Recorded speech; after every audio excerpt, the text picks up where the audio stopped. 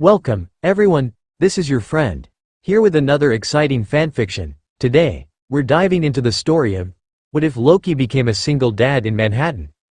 If you enjoy this video, don't forget to hit that like button and subscribe for more fanfiction content just like this. Now, let's get started with the fanfic.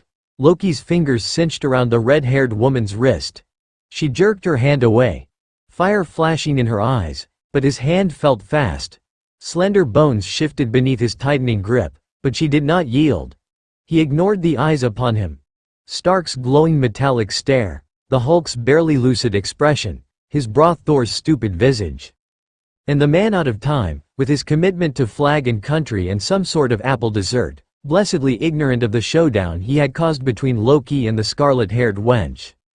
"Since you seem incapable of understanding me, you naughty girl, you have something that belongs to me," he said.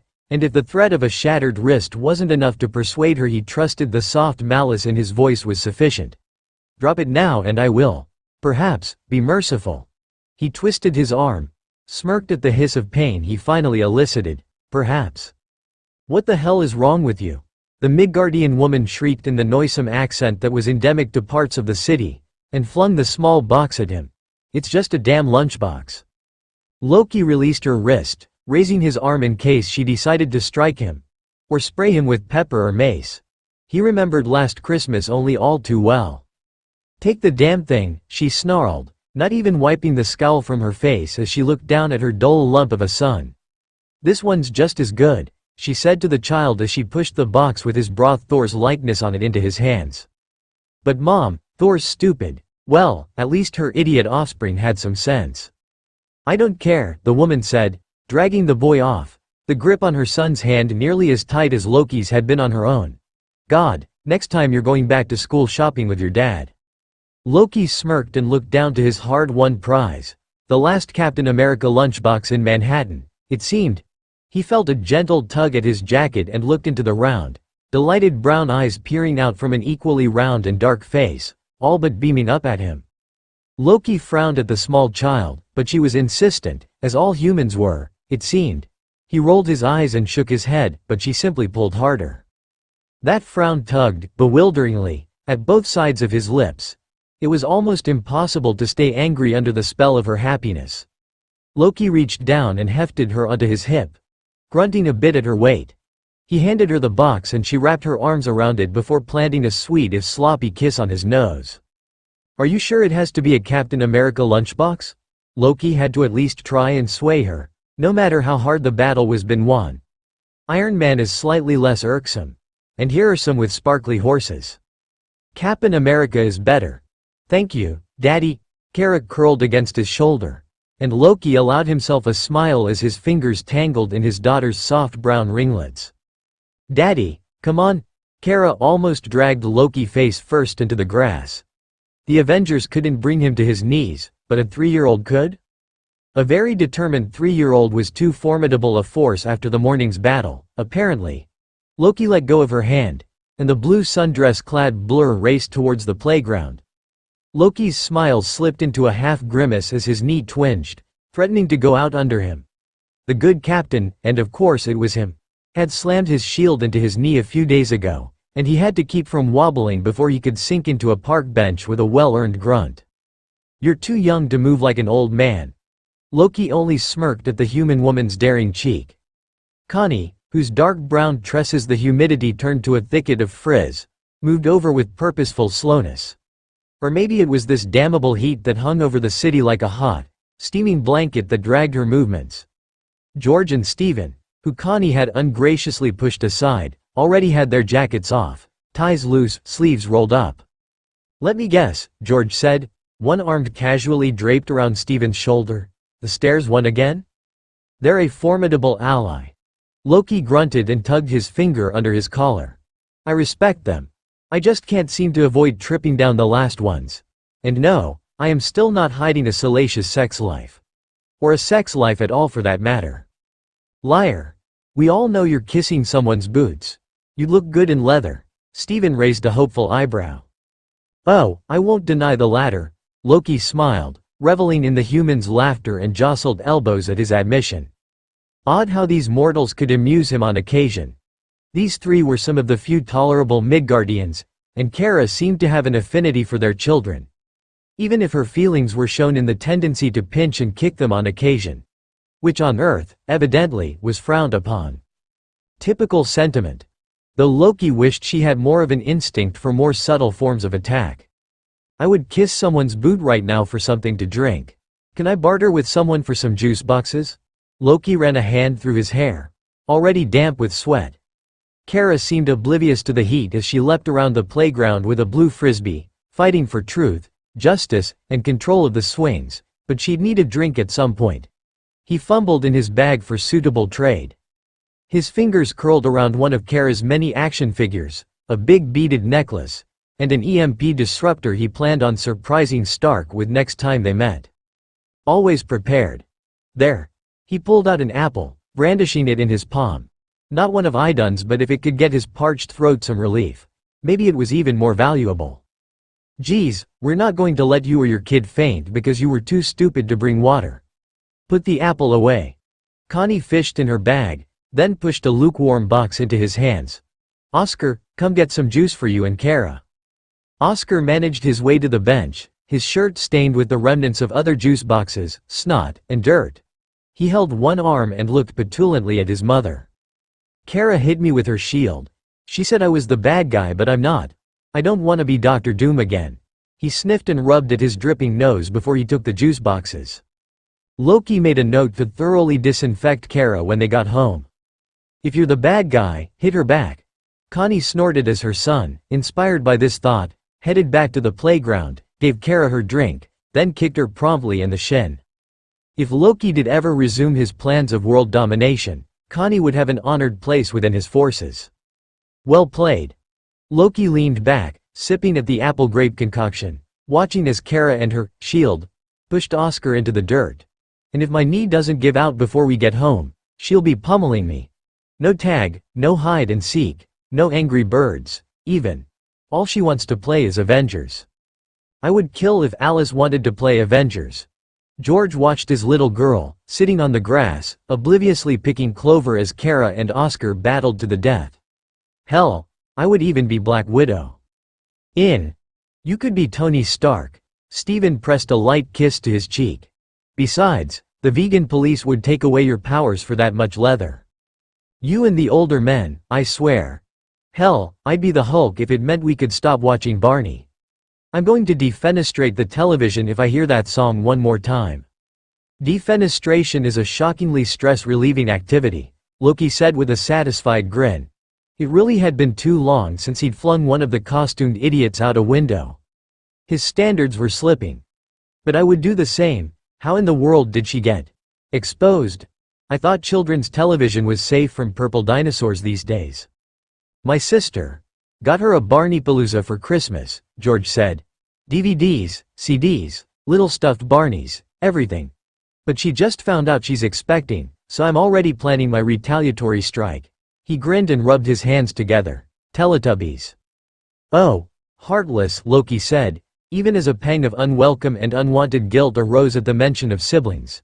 It wasn't often, if ever, that he thought of Thor with anything but contempt, but when Cara asked if she had any aunties and uncles, Loki wished the lie of no hadn't felt so heavy on his lips. That's wonderful news. I'm sure we'll see more pictures than we wish to see when she's born. Well, Stephen sighed, and George rubbed at his nose. We didn't know when we were going to tell you guys, but we're weight pooled at Fieldston Lower. Stephen looked embarrassed. Connie looked stunned and a little hurt. You're changing schools? But I thought you were happy here? True. Alice did eat half a glue stick, but it doesn't seem to have done permanent harm. Loki didn't want to admit the thought of their small circle breaking apart vexed him more than it should. We are happy, but it's Fieldston, Stephen said. She gets in there for pre-K and she's set for the Ivies. It's the best school in New York. Maybe the East Coast. To be honest, I'm surprised you haven't looked at somewhere like that for Cara. She's smart. Scary smart sometimes. His supposed genius daughter chose that moment to fling her shield at Oscar's head. And a little ultraviolent sometimes. But all our kids could be there. His gaze lingered, almost apologetically, on Connie. Sure, Steve, like I have $31,000 under my sofa, she shot back. I know why you didn't tell me. They have scholarships. Just drop it. Okay. Connie pushed herself off the bench, calling for Oscar. It'd never work out, so what's the use of thinking about it?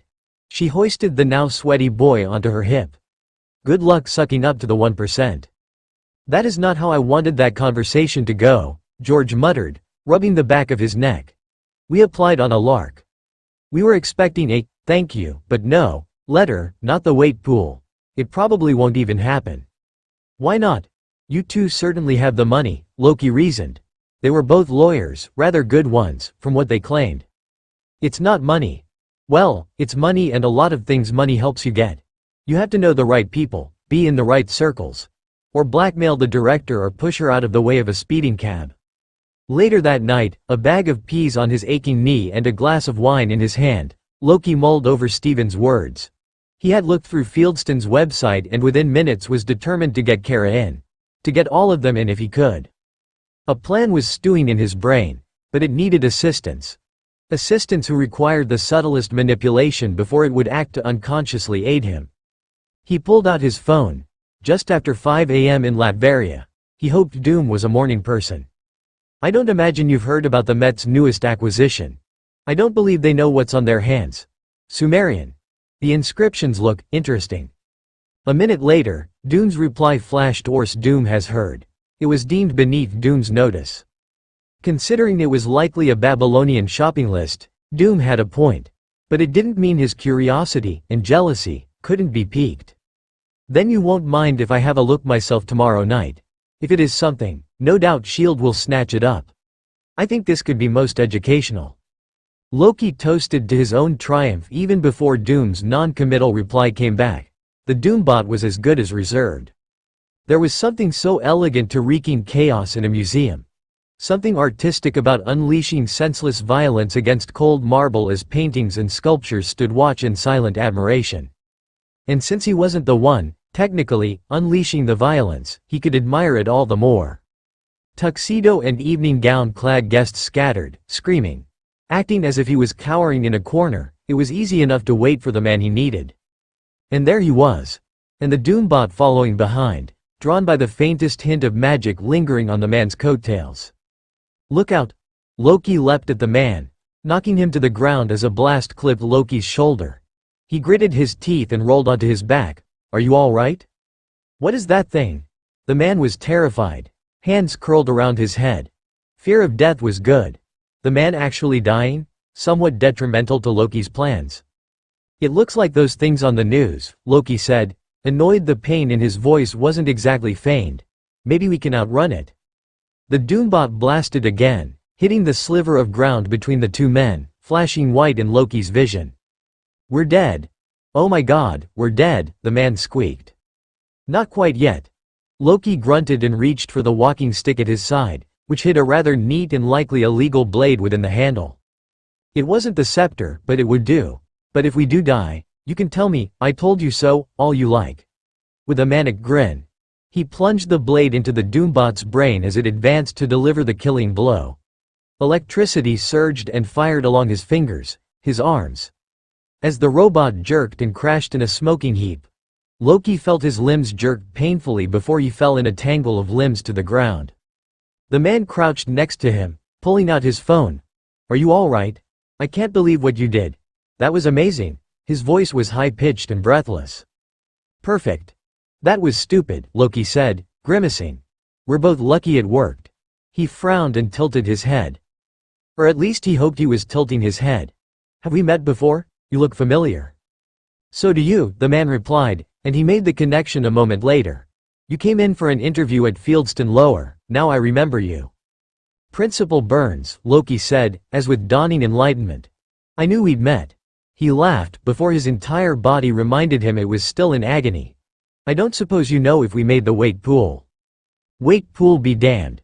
You're in, Burns said, waving one hand as he extended the other to help Loki up. Full scholarship, even, you saved my life. I couldn't possibly take your money, or the school's, Loki said, touched yet demure. But if there is a scholarship open. Alice was trying to hug Oscar and Cara and bring them into some sort of sing-song about friendship and harmony. Captain America and Spider-Man. Cara finally agreed he could be a good guy, were less than enthusiastic. I'm happy for you too, getting in and all, but you're breaking up the band here, Connie said, glaring at George and Steven, and then to Loki. And I knew you interviewed, so don't even try to hide it. She crossed her arms across her chest. Oscar and I will just stay at the community school, making sure there aren't needles in the sandbox. It was only the one needle, Loki said, reaching into the pocket of his jacket. But I just spoke with Principal Burns the other day. Cara's in as well. Steven and George tried very hard, Loki could tell, not to high-five. Or first bump. Connie started to leave, but before she could stand, Loki slid an envelope into her hand. We also talked about how hard it is to choose scholarship applicants. So I made my case for an exceptional young man. Connie's hands shook as she opened the letter. I can be especially persuasive when I wish to be. I don't.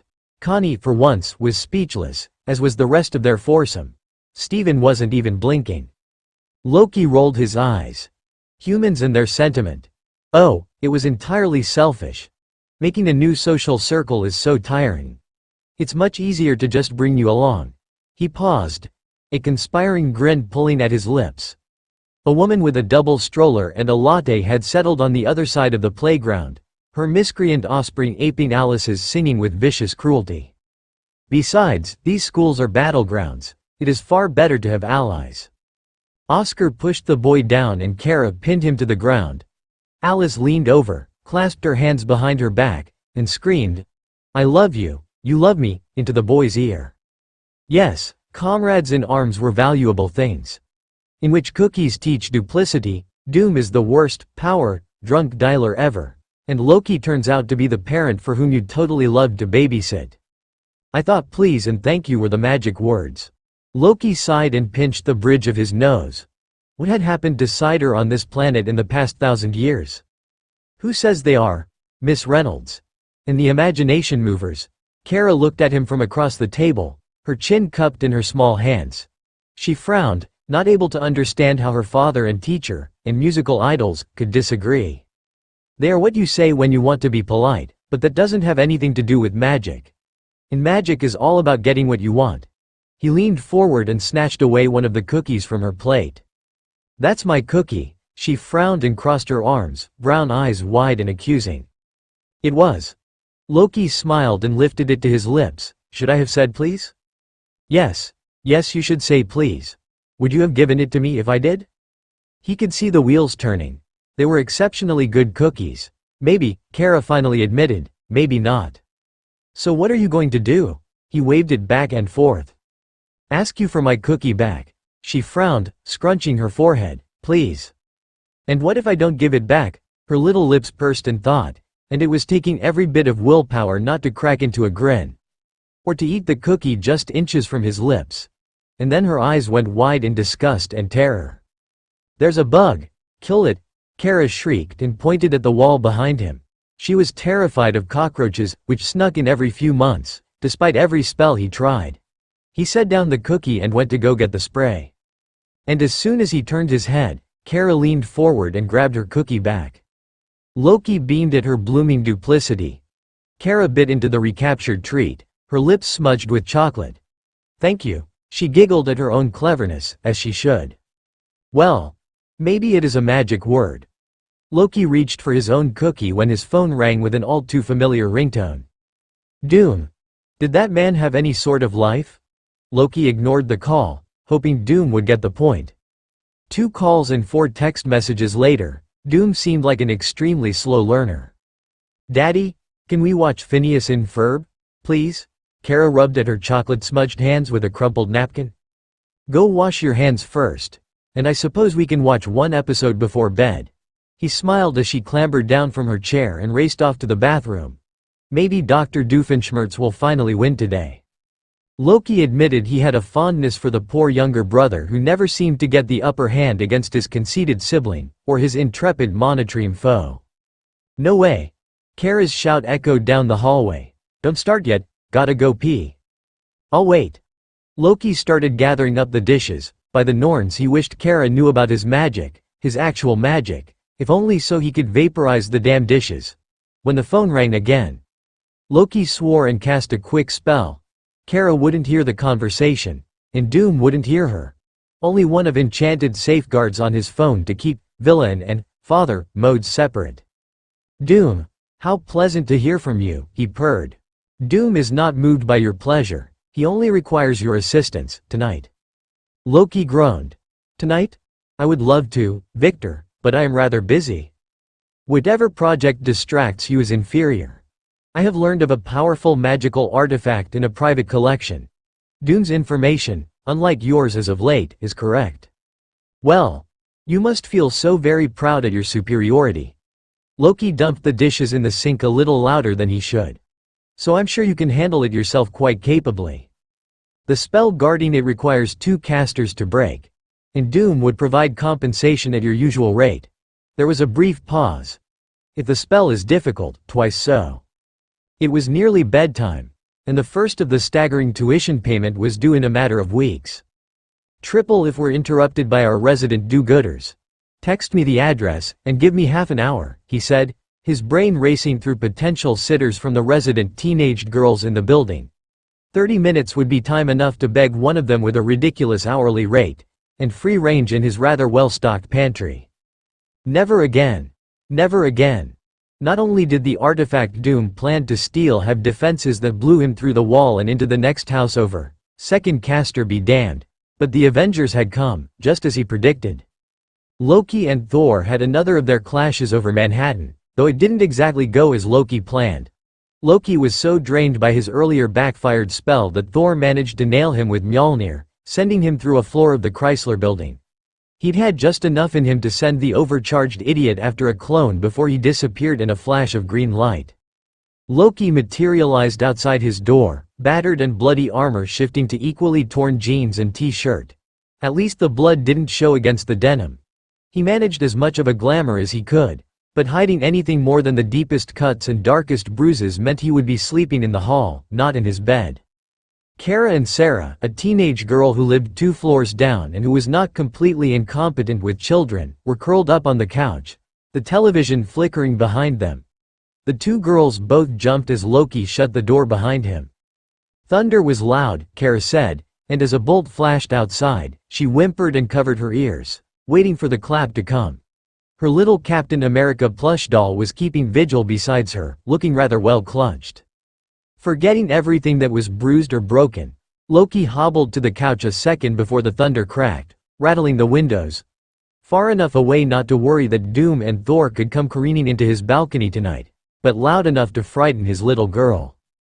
Anything that remotely sounded like an explosion terrified Cara. Even with his hand, gentle upon her back, Cara was still trying to bury herself into the couch.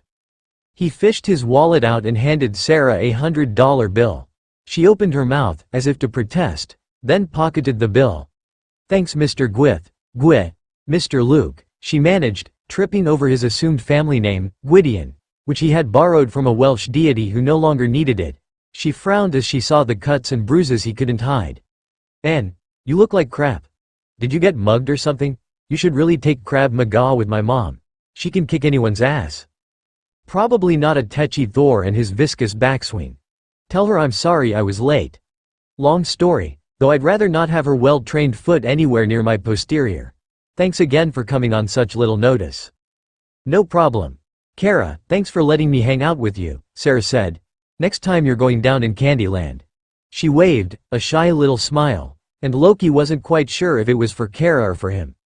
Midgardians were more complicated than he thought, and Midgardian women most inscrutable of all. He doubted he would be any wiser when Cara was older. Cara cast a baleful look outside, at the lightning and thunder with no rain. Is Thor being extra stupid and clumsy tonight? Loki laughed as he eased himself ever so carefully into his rather comfortable couch. Cara curled up at his side, looking at him and not the brilliant white flashes that lit up the skyline beyond.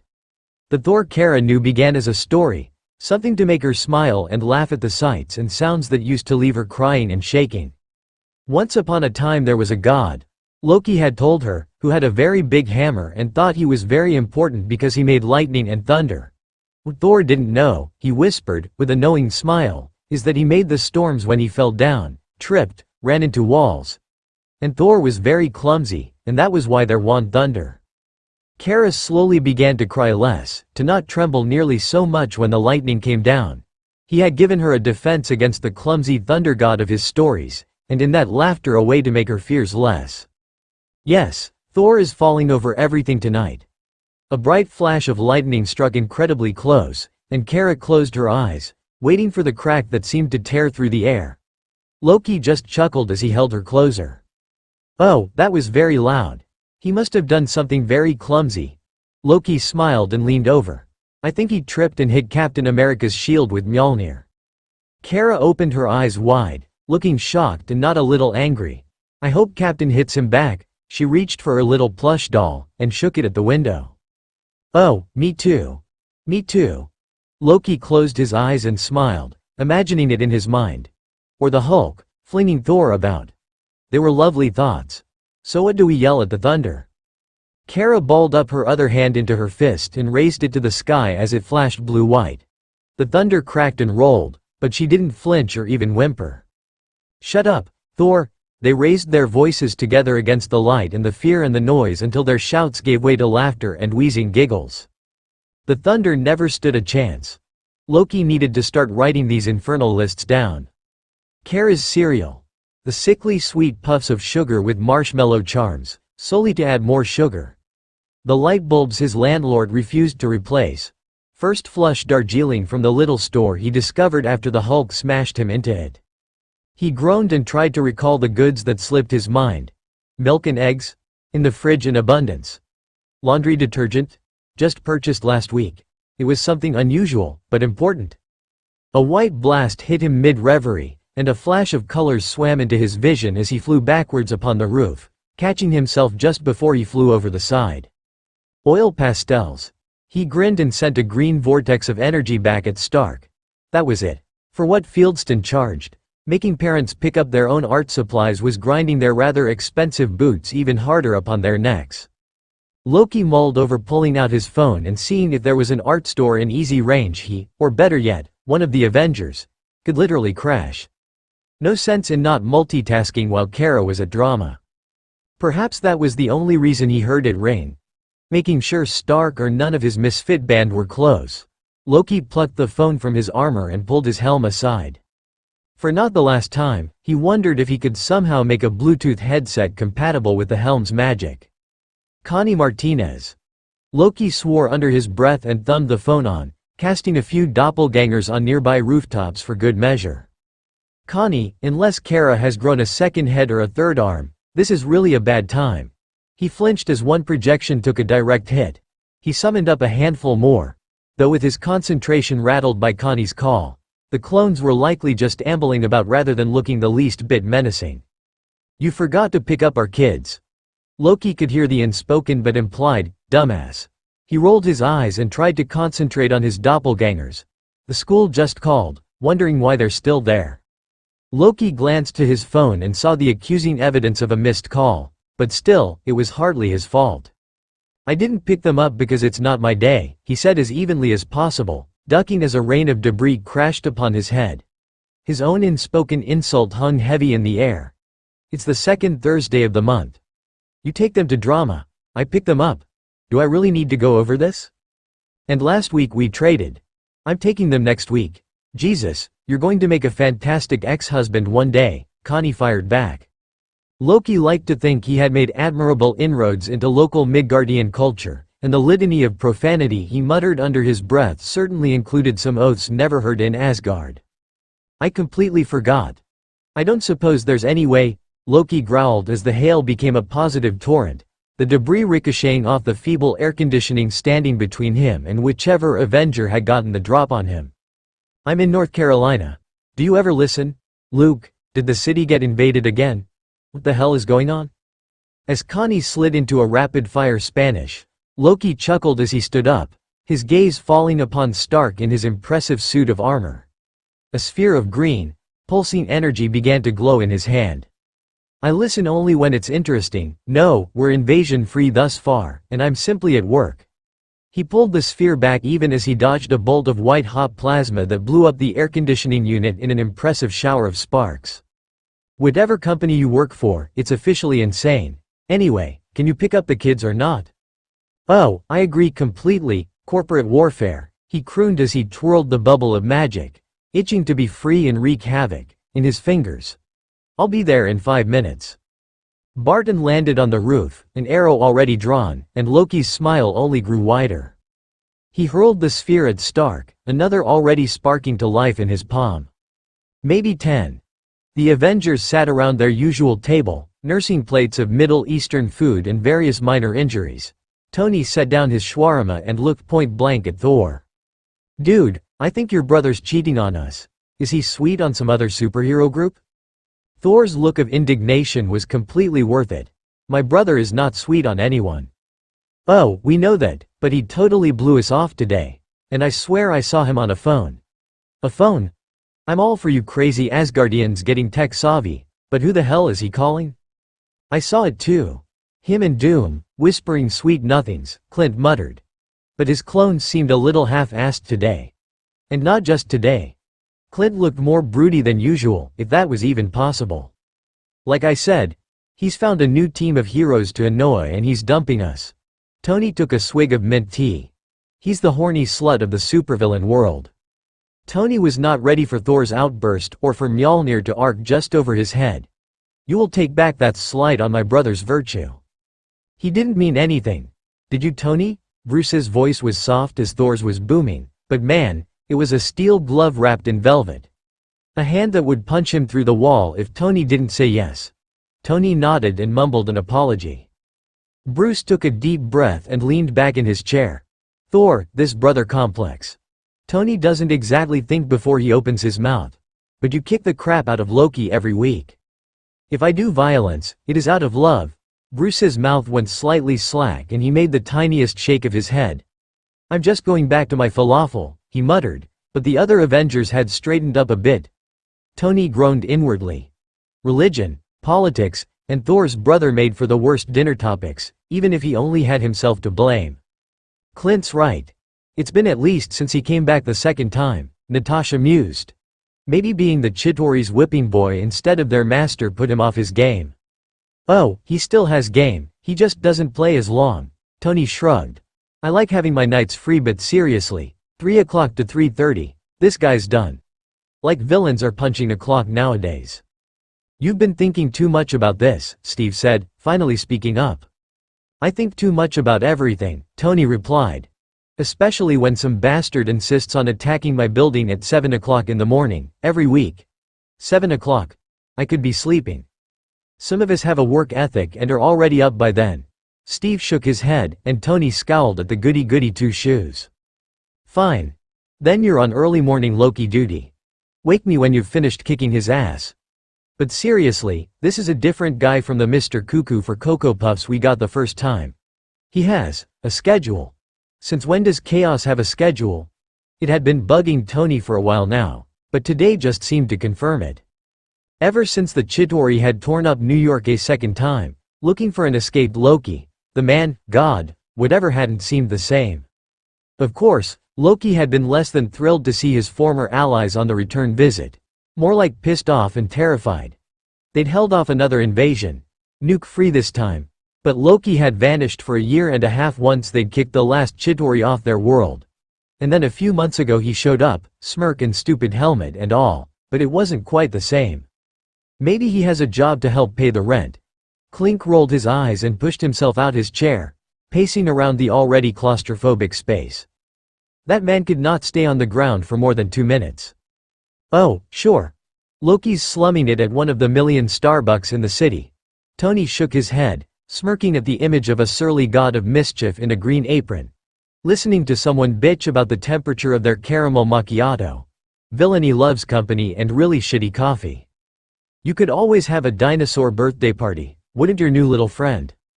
George. Cara patted her little stuffed plesiosaur as she stomped through the brilliant leaves beneath her feet. Fall had finally set the city aflame, and Central Park all but glowed beneath a brilliant blue sky. The air was cool, crisp, the breeze catching the edge of Cara's wispy purple scarf. He says his name is George. Then would George like a dinosaur party? Birthdays, evidently, were causes for lavish celebrations on Midgard, and Cara, of course, wanted a Captain America-themed gathering.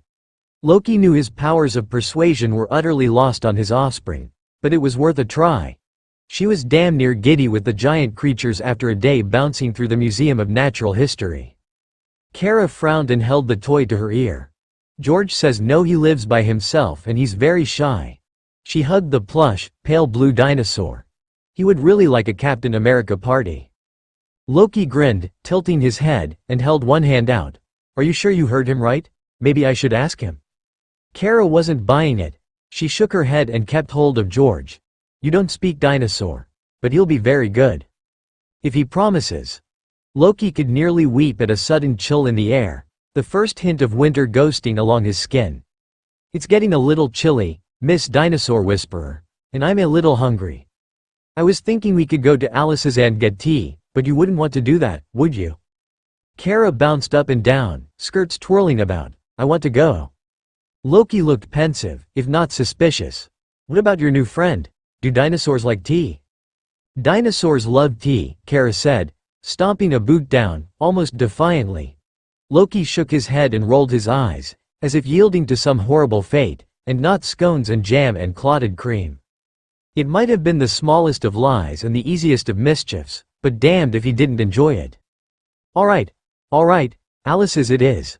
I think there's a subway stop around.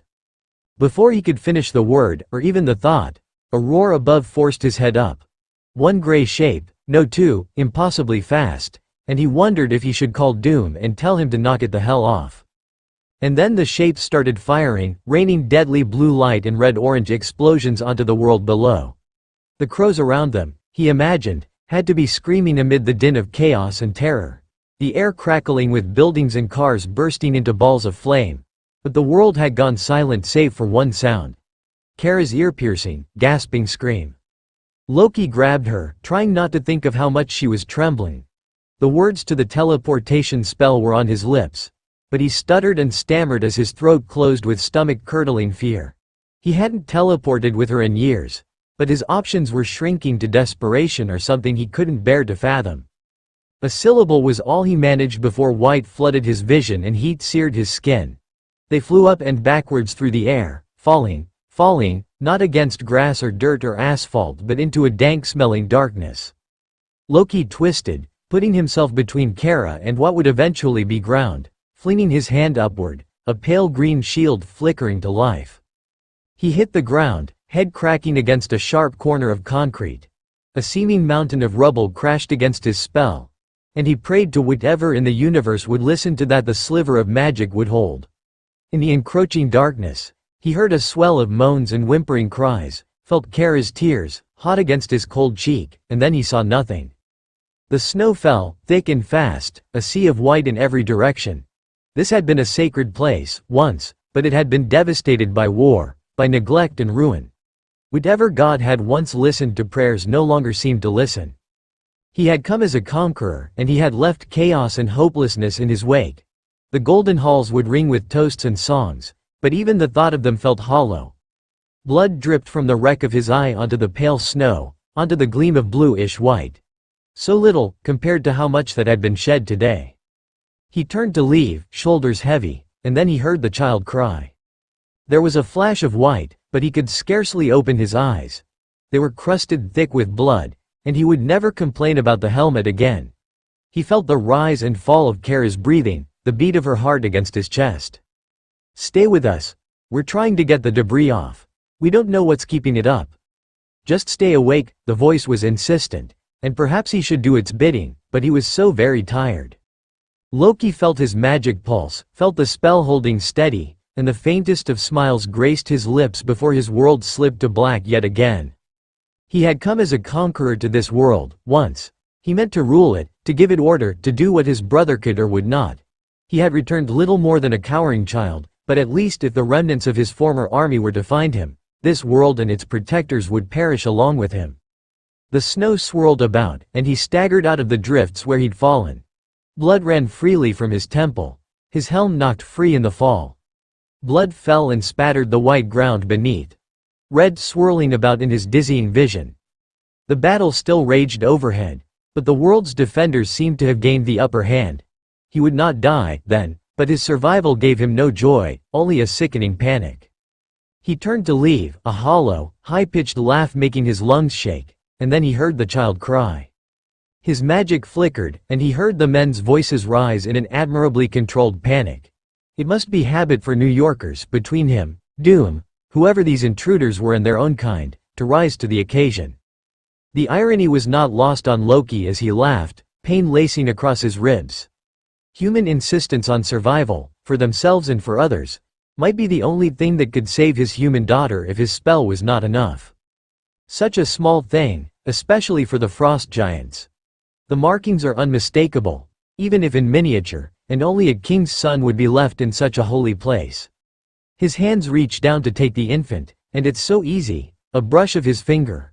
A murmured world, for the blue skin to fade to ivory, the red eyes to a bright green.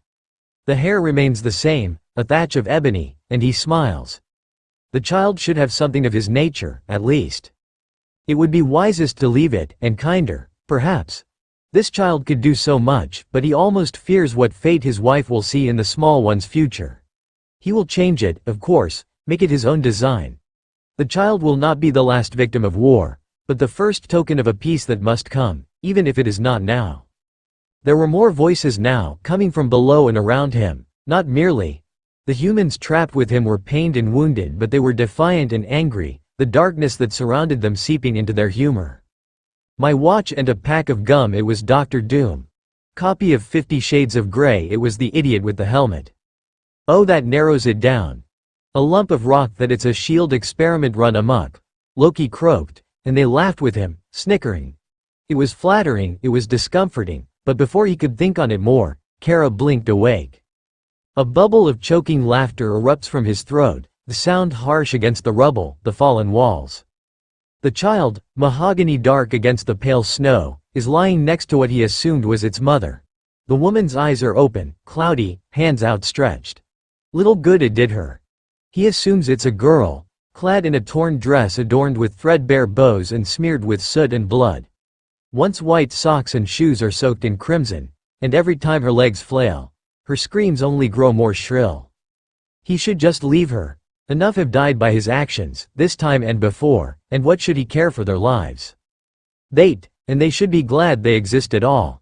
He turns to leave, but she will not stop, the screaming making the throbbing in his head worse. He picks her up. He should just strike her against a wall and be done with it, but the wailing suddenly stops. He holds her spitefully, warily, her broken limbs hanging limp above the icy ground. Only then does Loki realize he is standing in the snow of a ruined world with an abandoned child in his arms. He curses the Allfather, his screams swallowed by the storm that swirls around them, but the girl barely whimpers. Loki looks down at her, his arms shaking, and it should be so easy a thing to fling her down upon the ground, to give her to a passerby, but he cannot. He curses fate, her curses her, and he curses himself, weakened with pain and rage and the universe's echoes as they vanish in a single wisp of green light. The perilous ceiling of rocks and debris parted, revealing the dusty faces of the search and rescue workers. The nearly blinding flash from a spotlight beyond cut through the cavernous darkness of what was nothing more than a subway entrance. Loki leaned his head back, and the shield faded in a glimmer of green light. He doubted it would have lasted 10 more minutes. One worker saw the remnant of the shield and blanched. He's one of them. Loki would have laughed if he had the energy to survive this far, and be caught out by his own good deed. It's not them, dumbass, it's mutant, and my sister's one, so shut the hell up. Loki released the breath he did not know he was holding. Cara's eyebrows rose into her hair as she looked at Loki as if he were something new and wonderful. Perhaps having a dad with slightly less hidden powers would dampen the Captain America enthusiasm. No one has come for the child. He returned to her mother's still and frozen form, if only to know her name, but all must assume the girl is dead. A work acquaintance identifies the body, and she doesn't even seem to know about the girl. The father has yet to come, and Loki is struck by how some things never change across the realms. He has healed the broken legs, the countless other scratches, bruises, and sprains, but the other hurts he cannot touch. She screams for her mother, and at night she shakes and trembles at monsters only she can see. But he knows what they are. He knows who brought them here. She is an ant. She is nothing. You do not pity an ant. You do not feel guilt when it is crushed, or the ones around it die. But he does. He tries to ignore his gnawing, enraging guilt by ignoring her, the first few nights. After a week without sleep, however, he would do anything for a few moments of quiet. The clock blinks 2:39 a.m. No spell can keep out the sound of her screaming, and he pulls her, harder than he should, from her makeshift bed. I am not your mother, I am not your father. She should be drawing back in even more terror at his slightly unhinged shouts, but she instead blinks sleepily, brown eyes fixed upon his own. Her cries fade to nothing more than sniffles. Why do you stop? I am ruin and death. Fear me, fear me. She ignores his command, and its increasingly pathetic repetitions. He is the one with tears stinging at his eyes, and she simply waits and watches. Trembling, he places her back onto the small bed and, before she can begin screaming, drops down exhausted beside her. Tonight. Only tonight, is all he manages to say, but she is already asleep. The darkness takes longer to claim him, but even rage and doubt give way. The next night and the next, however, he drops into bed beside her, and finally he gives up the pretense of her room. They are asleep by 9, but even still, their sleep is broken by the hold of nightmares and horrors that firmly clutch upon their sleeping minds. Cara, the girl's name, apt for the thicket of curls upon her head, breaks the dividing line between them after one evidently terrifying vision, her tiny fists clutching onto his pajamas. Loki freezes, unsure of what to do. A memory flashes into his head, unbidden and unwelcome. His mother, back before his family, was nothing more than a cruel lie, telling him how he slept at her side for years as a child, unable to keep his own bed. How she would whisper stories, sing him lullabies, until his fears passed. Odd how being left alone in the cold to die could alter one's sense of trust. It will be all right, he lies, the first uncruel thing he has said to her. It is a banal platitude, it is a blatant falsehood, because neither of them shall ever hope for a normal life, one free of the monstrosities he has bestowed upon them both. All they will know is pain and bitterness, but in a masochistic gesture. He will at least not abandon her to loneliness. There are too many orphaned in the city, and Loki has no pretenses about humanity's ability to abandon or willfully ignore its own. By blood and the cruel echoes of fate she is his. Her breathing hitches and she rests her thicket of curls against his shoulder.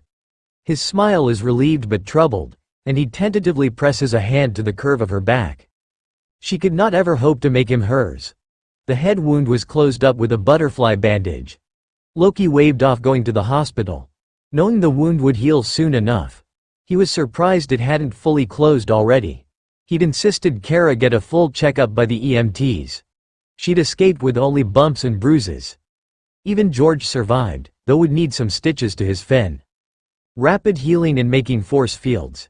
That's pretty awesome. My sister, well, she does something with sound. Kinda lame power, I know. But did you go to that school? No, I didn't, Loki said, sipping the cup of bitter yet hot coffee they'd given him after they sat him down, watching for signs of shock before they'd let him go. Self-taught, mostly. I'm just to have had said abilities tonight. You and your little girl and all those people down there are glad. You saved their lives, mister. You're like a superhero. Loki nearly spit out his mouthful of coffee. He had been trying to save Cara. That was all. The other lives meant nothing. They had to mean nothing. No, I'm not a hero. I was only worried about my little girl. And you made a magic shield and saved at least 24 people. I clean up the carnage after these things, every time, but if I could do what you do, I'd get some spandex and a cape and go out there and kick evil's ass. He coughed as he remembered Cara. Kick evil's butt. Make it so I didn't have to do my job, you know. Loki looked into his cup, trying not to crush it in his hands. The man was a naive fool. Humans with powers, the sensible ones, at least, used those gifts and that knowledge to dominate. They understood humans were meant to be controlled, cowed, and ruled. Cara wrapped her arms around his legs and rested her head, carefully, on his lap. You're a good hero, she whispered, and something in Loki threatened to come undone. He wanted to scream, to tell to these mortal beings who he really was, to make them tremble in fear, not lavish him with praise. But he was becoming less and less certain of that identity, of who he was and what he wanted, every day. Loki simply nodded, his silver tongue useless, and ran his fingers over her tangled hair. This child was no different than the rest of her kind, merely a smaller, more helpless ant. But she had become something more than a twisted echo of his own fate, a masochistic embrace of the pain the universe seemed happy to dole out to him. She had become something to cherish, something to protect. Someone to love, someone no different from the rest of her kind. Their rather spacious kitchen was going to need another fridge for the prodigious amount of artwork Cara made. Loki tried to decipher her newest masterpiece. With as much modern art as he had seen, and in one case accidentally destroyed, you think he would appreciate abstract figures by now. Let me guess. That's you. Loki pointed to a brown squiggle wearing a bright blue blob. Cara smiled and nodded. And that's Captain America. He was a much larger blue and red squiggle with an impossibly tiny head. His shield, Loki guessed it was a shield, was held over Cara's head. Her aegis, Dr. Franklin had called him. Something that would always keep her safe. She'd seized onto him, a toy in the waiting room those years ago, and refused to let him go. She began to leave her fear and terror behind, bit by bit, helped by a plush doll and a kindly woman who knew how to heal what a stack full of parenting books did not. Even if those dark days were long past, Loki could bear his daughter's fixation with a resigned if genuine gratitude. I see. And this is me, then? He pointed to a peachy and green blob on the other side of Cara. Am I fishing, amazingly uncoordinated with a jump rope? A green and yellow tangle of spirals and lines was in his stick hands, nearly touching the equally crude shield. No, Daddy, Cara said, with the frustration only the superior and the very young could wield convincingly. It's your magic. It's very swirly, Loki said, fingers tracing over the paper in slow circles. Whenever he thought of his magic, it was smooth, supple, like quicksilver, or fleeting and shadowy as smoke. His cider was subtle, mischievous. It didn't lend itself to take one shape for long. I like it. It's pretty. And strong. He leaned over and pressed a kiss atop her head.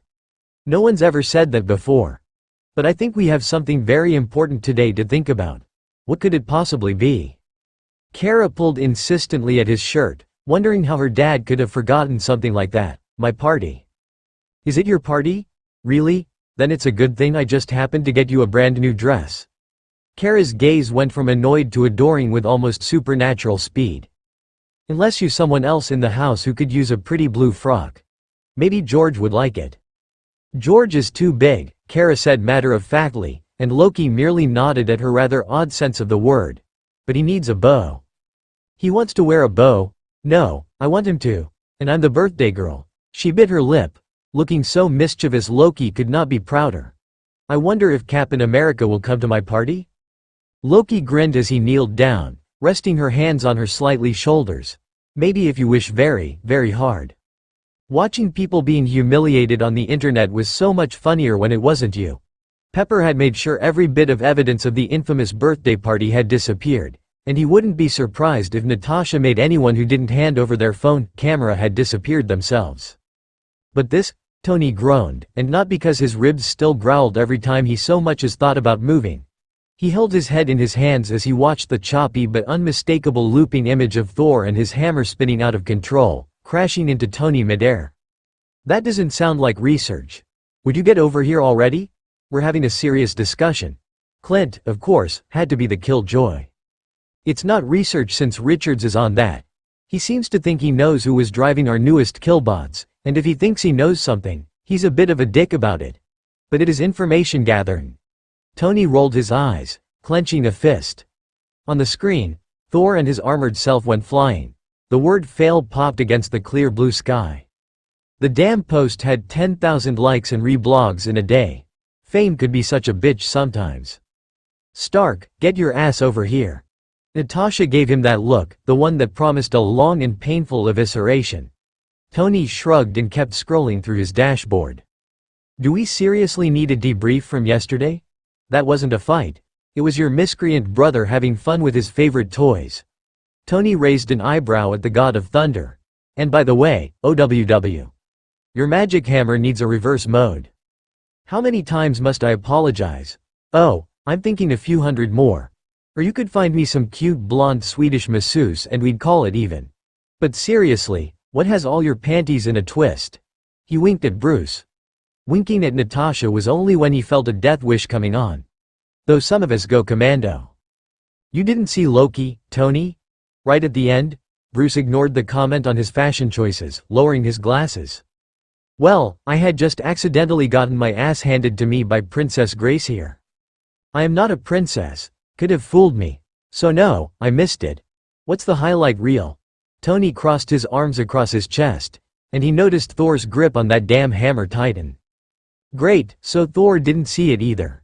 If the Norse god was going to have another hissy fit about his brother, he sure as hell hoped he did it outside. Bruce shook his head, taking off his glasses and wiping them on his shirt. He kept a car from crashing into a family. Probably saved their life. And then he disappeared. Bruce frowned and slid his glasses back on. Which he does a lot.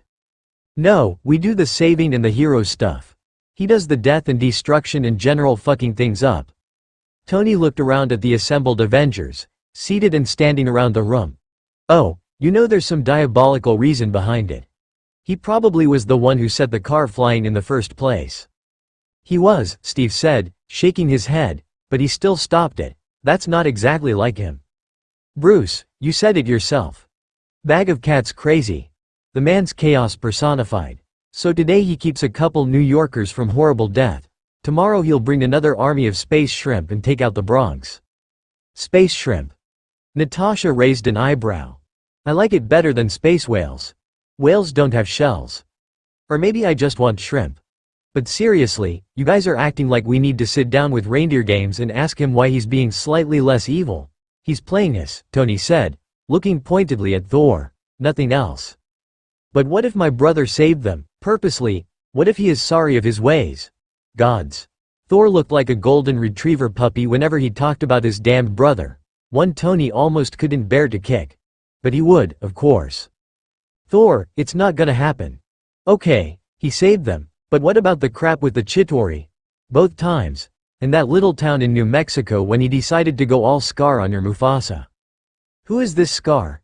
He's a lion. Tony needed a damn translator for Thor and the captain sometimes.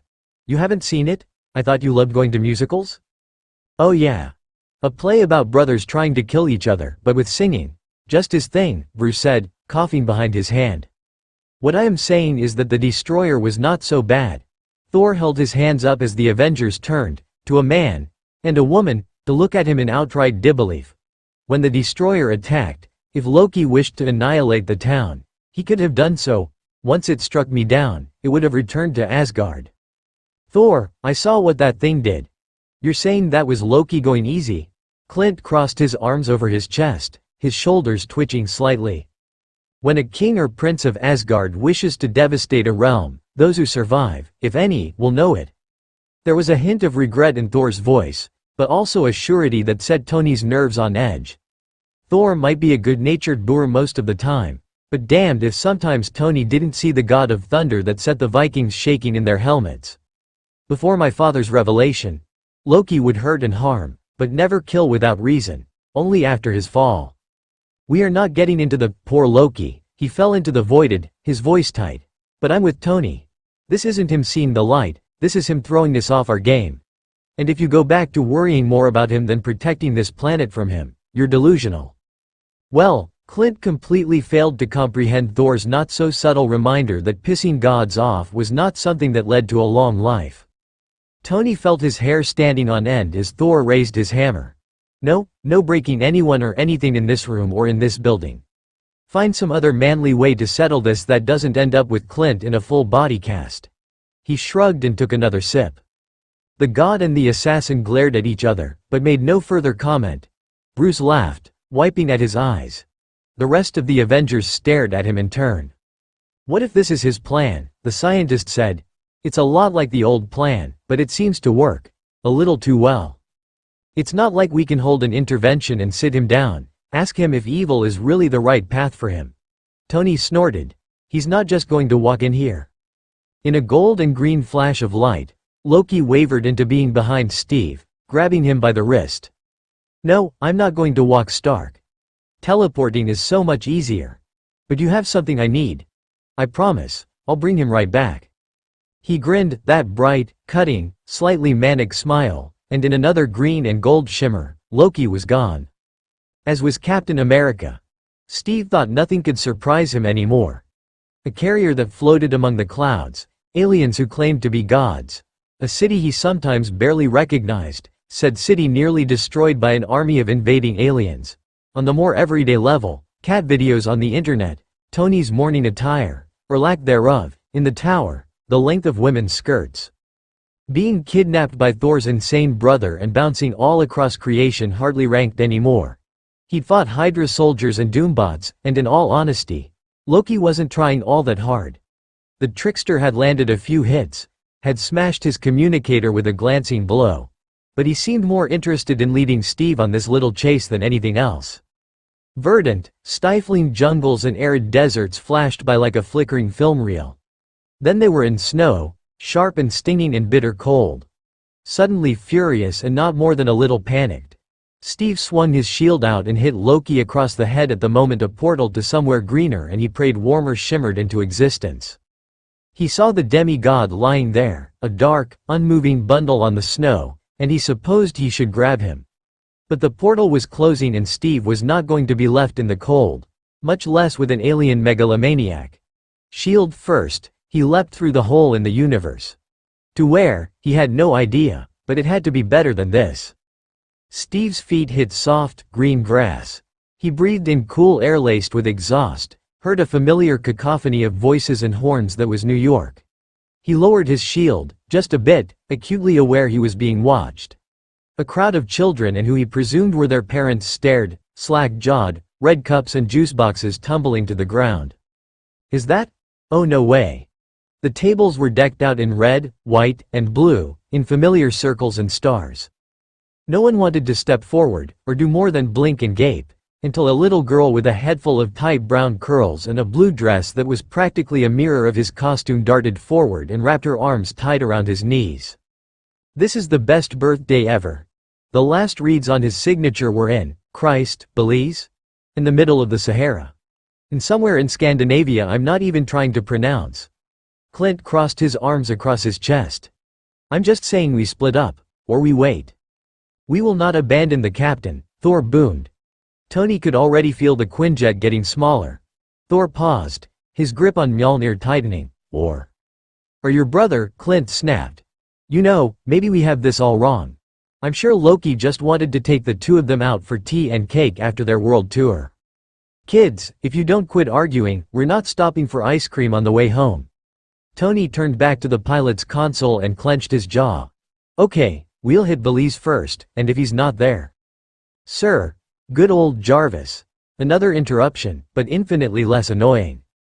Not now, Jarvis. Damsels in spandex to rescue. Sir. I believe Captain Rogers is in Manhattan. Visual evidence has placed him here, in Washington Heights. A bright blue dot pinged into life on the display, in a square of green nestled between the expanse of buildings and rivers. There is a gathering of civilians nearby you should note, as. Yeah, duly noted.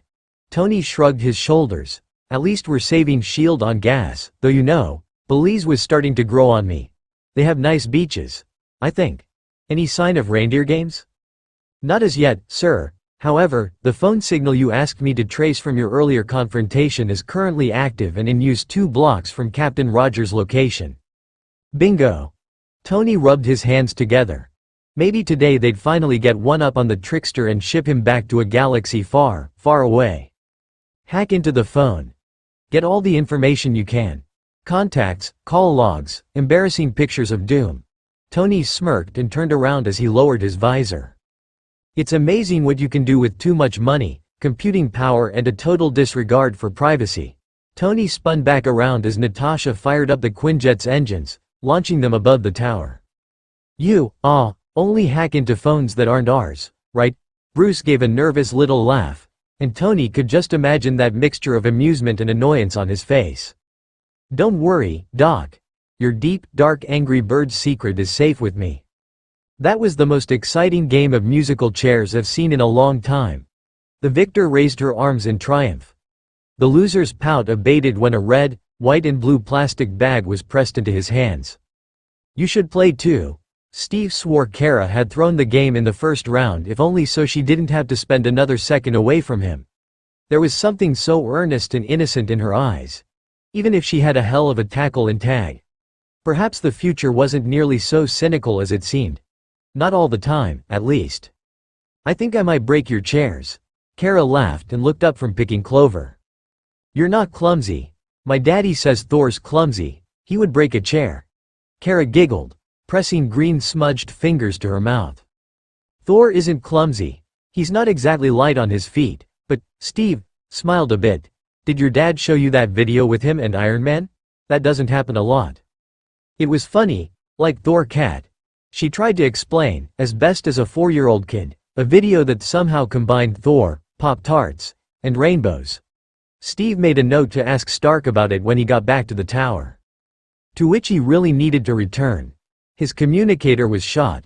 He refused to carry one of the little slips of metal that passed for phones, and the last time he had tried to contact Tony through Stark Industries, he'd put 3 holes in the wall in short order dealing with their automated phone system.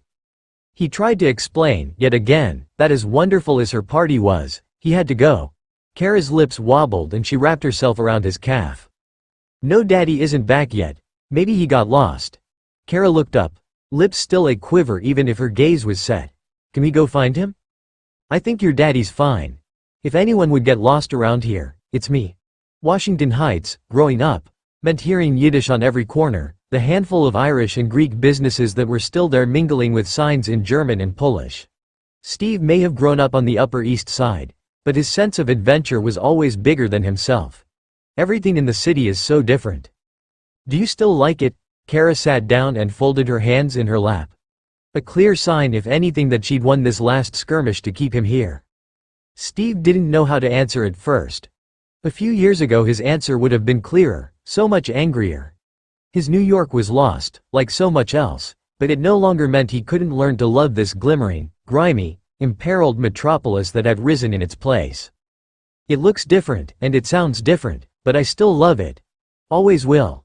Steve sighed in pleasant resignation and sat down next to her. What about you? What's your favorite thing to do? Cara bit hard on her lip. I like the squirrels and tea and the trains. Those are good things to like. Maybe not all together. Squirrels have very bad manners. Steve used his most matter-of-fact voice, which, according to Tony, was the only voice he had.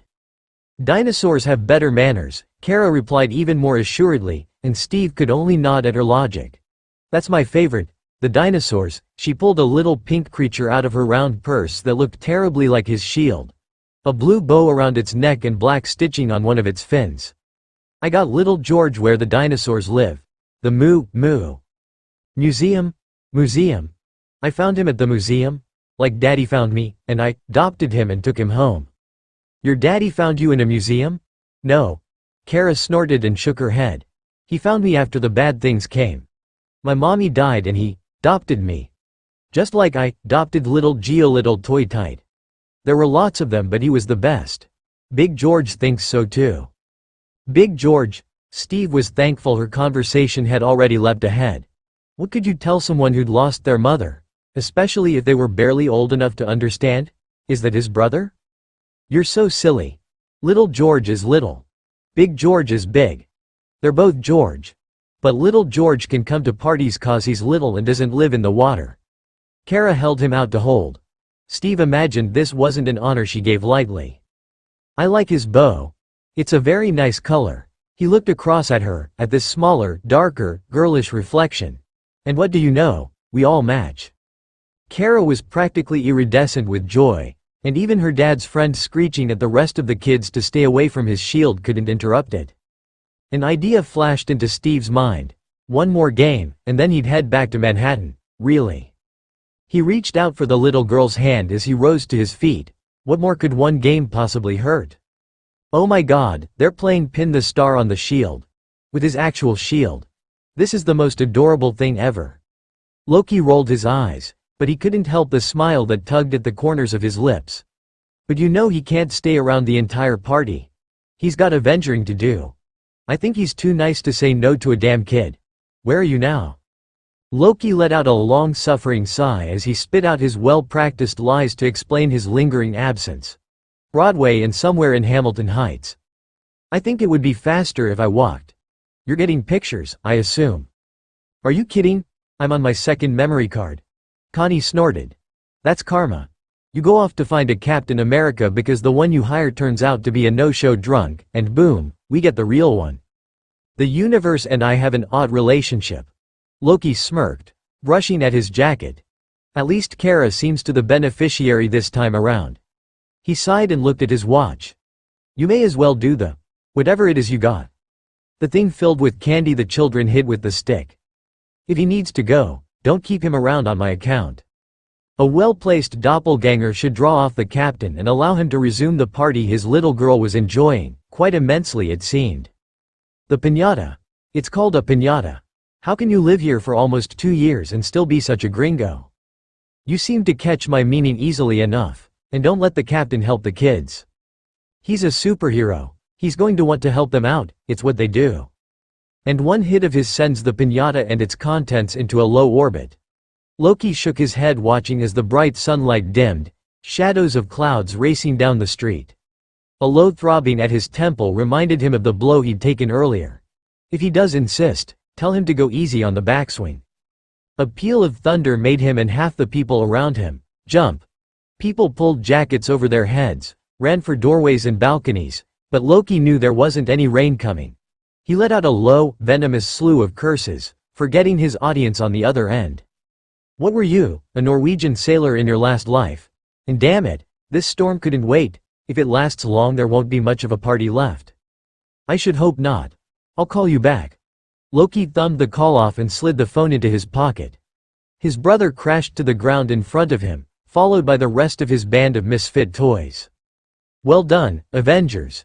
You've thwarted my evil walk down the street." He crossed his arms over his chest and raised a single brow. "Why don't we skip the small talk? Go straight to you losing this little skirmish, and we all go about our merry ways. Did you pick up a copy of the 7 Habits of Highly Effective Villains or something?" Tony took a step forward to the man staring them down with nothing but his sarcasm as a weapon. The casual look was a little new.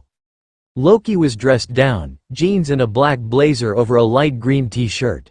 His hair was short, just a hint of wave, but there was no mistaking the man. Tony continued with his verbal assault. "Or maybe you don't want to get the ass-kicking you deserve out of those clothes. Are you wearing Armani?" Thor trying to pick out human clothing for himself made Tony want to call what not to wear. Loki, on the other hand, looked like he walked out of GQ. No reason not look one's best on a casual stroll. Loki leaned back against the building, crossing his arms. "Which is what I was doing before I was so rudely interrupted. Though if you were going for subtlety, you might want to leave this one at home," he said, smirking at Thor. Not exactly his forte. "Brother." The air crackled and Tony pressed a gloved hand to his helmet. "Electric company, lay off the pyrotechnics." Tony turned back to Loki, who was watching the scene like he was the damned Cheshire Cat. "And enough of this casual Friday bullshit. It's Saturday last time I checked, Stark. It's a saying. Why the hell did you break into my tower, and what did you do with the captain?" Loki's smirk turned into derisive laughter, and Tony wanted to blast it off his face. "What part of God of Mischief do you people not understand? Really, you should be trying to locate your erstwhile comrade. He may need a coat, and he was so very unprepared." Natasha raised her eyebrows subtly. Tony gave a quick nod, hoping her unspoken question was about the captain's actual whereabouts. Natasha rested a hand on a hip. "You're not even bothering to keep an eye on him yourself? That seems a little sloppy to me. Did you get doomed to babysit? Has it ever occurred to you, Earth's most meddlesome heroes, not all of my actions are part of some nefarious plan? That my life may simply be easier without your constant presence? Or it simply may be marvelous fun to break into your little fortress at my will? Now if the lot of you have nothing better to do, I'm sure we can have a day without reducing another city block to rubble." He smirked and raised an eyebrow at Banner. "That may be harder for some of us. No offense." "None taken." Tony could hear the soft-spoken sarcasm in Bruce's voice. "But since when did you have a life?" There was the subtlest of flashes in the god's pale green eyes. "Well, Good to know Natasha wasn't the only one who could make Loki slip up with the truth now and then. Tony brought a hand up, and if the god should damn well know by now that the brightening glow in his palm meant the talking was coming to a close. Or would have, if Pepper didn't have the worst timing ever. Tony keyed the call on and hoped she made it quick. Pepper, I'm going to have to call you back. Kind of in the middle of a standoff with our villain of the week. Then we still have to get the captain. I'm thinking take out for dinner? That's why I called, Tony. I just got an alert that he's fighting a Doombot. Maybe? The source was a little vague. Maybe a Doombot. What's your source, TMZ? Tony gritted his teeth. We'll check it out, Pepper. Not going to leave him to fight it alone. Be careful, Tony. Aren't I always? Tony killed the connection and looked to the team, half of which looked ready to pummel Loki into small pieces and call it a day. Listen up, people. Not like this hasn't been fun, but we have a possible Doombot where the Cap is, and he needs us. Not like this hasn't been confusing and pointless, he said to Loki, wondering why the man's face had gone paler than usual. Though the next time you take my stuff, you're so getting your ass kicked. Tony expected Loki to laugh or vanish in a flash of light, not for him to look terrified. Was it a Doombot or not, Stark? Loki's voice was low, barely more than a whisper, and was one of the most frightening things Tony had heard in a long time. Yes or no? Jesus, she didn't know. You're BFFs with the guy, why don't you just— Tony blinked as Loki took off in a run down the street. Right in the direction of the captain and the would-be Doombot. T-Day. Tony realized there were many points where the day had lost any semblance of sense. Watching Loki and the captain vanish out of the tower had been baffling, but watching Loki run, without his armor, into possible danger, made him question whether the universe had any meaning at all. Follow him? Take care of the Doombot first, and then we'll deal with Mr. Bag of Cats. Tony launched into the sky, but he could still hear Bruce's nervous laughter. We're beyond the bag now. I think he just bought the entire pet store. Tony and Thor led the way, Tony with his thrusters and Thor with Mjolnir. Loki may be on foot, but he was one fast little bastard. Tony kept waiting to see people running, screaming as they approached the small park, but nothing, not even a jog. People in this city were getting way too jaded. There, Man of Iron, Thor motioned to a blue figure in a stand of trees, wielding a familiar shield against a Doombot, hovering under a tree.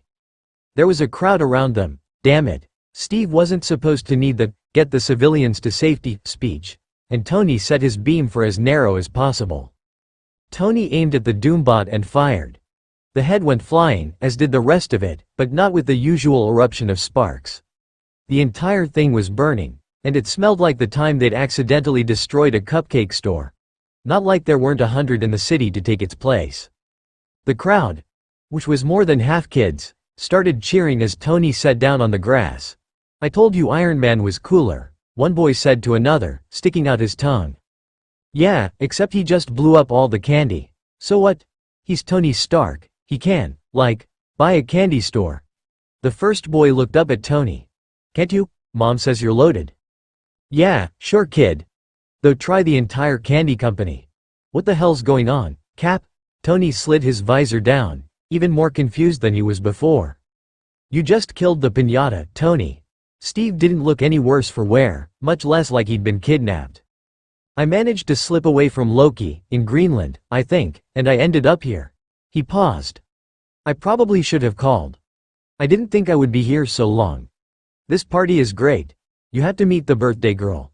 Steve frowned as he looked to the far end of the park. Tony, that civilian looked kinda like Loki. Is that why Thor looks like he's going to inflict death by hugging on him? Yeah. About him. Tony trailed off as a little girl in a dark blue dress with white stars ran towards the Norse gods. Damn it. This is why we don't do unscheduled PR stops. She didn't run towards Thor, or the other 3 Avengers who had just made it to the park. Her arms wrapped tight around Loki's knees, and her dark brown eyes weren't wide with fear. Oh no, because fear would be logical, and logic had no part in today whatsoever. You got me all the Avengers? Loki kneeled down. Shouldn't he be growling at her, calling her some kind of horrible name? And smiled at her question. True, the smile was tired and a little wary, but it was real, and not that evil, slightly unhinged grin of his. Though truthfully, Tony hadn't seen that look quite as much lately.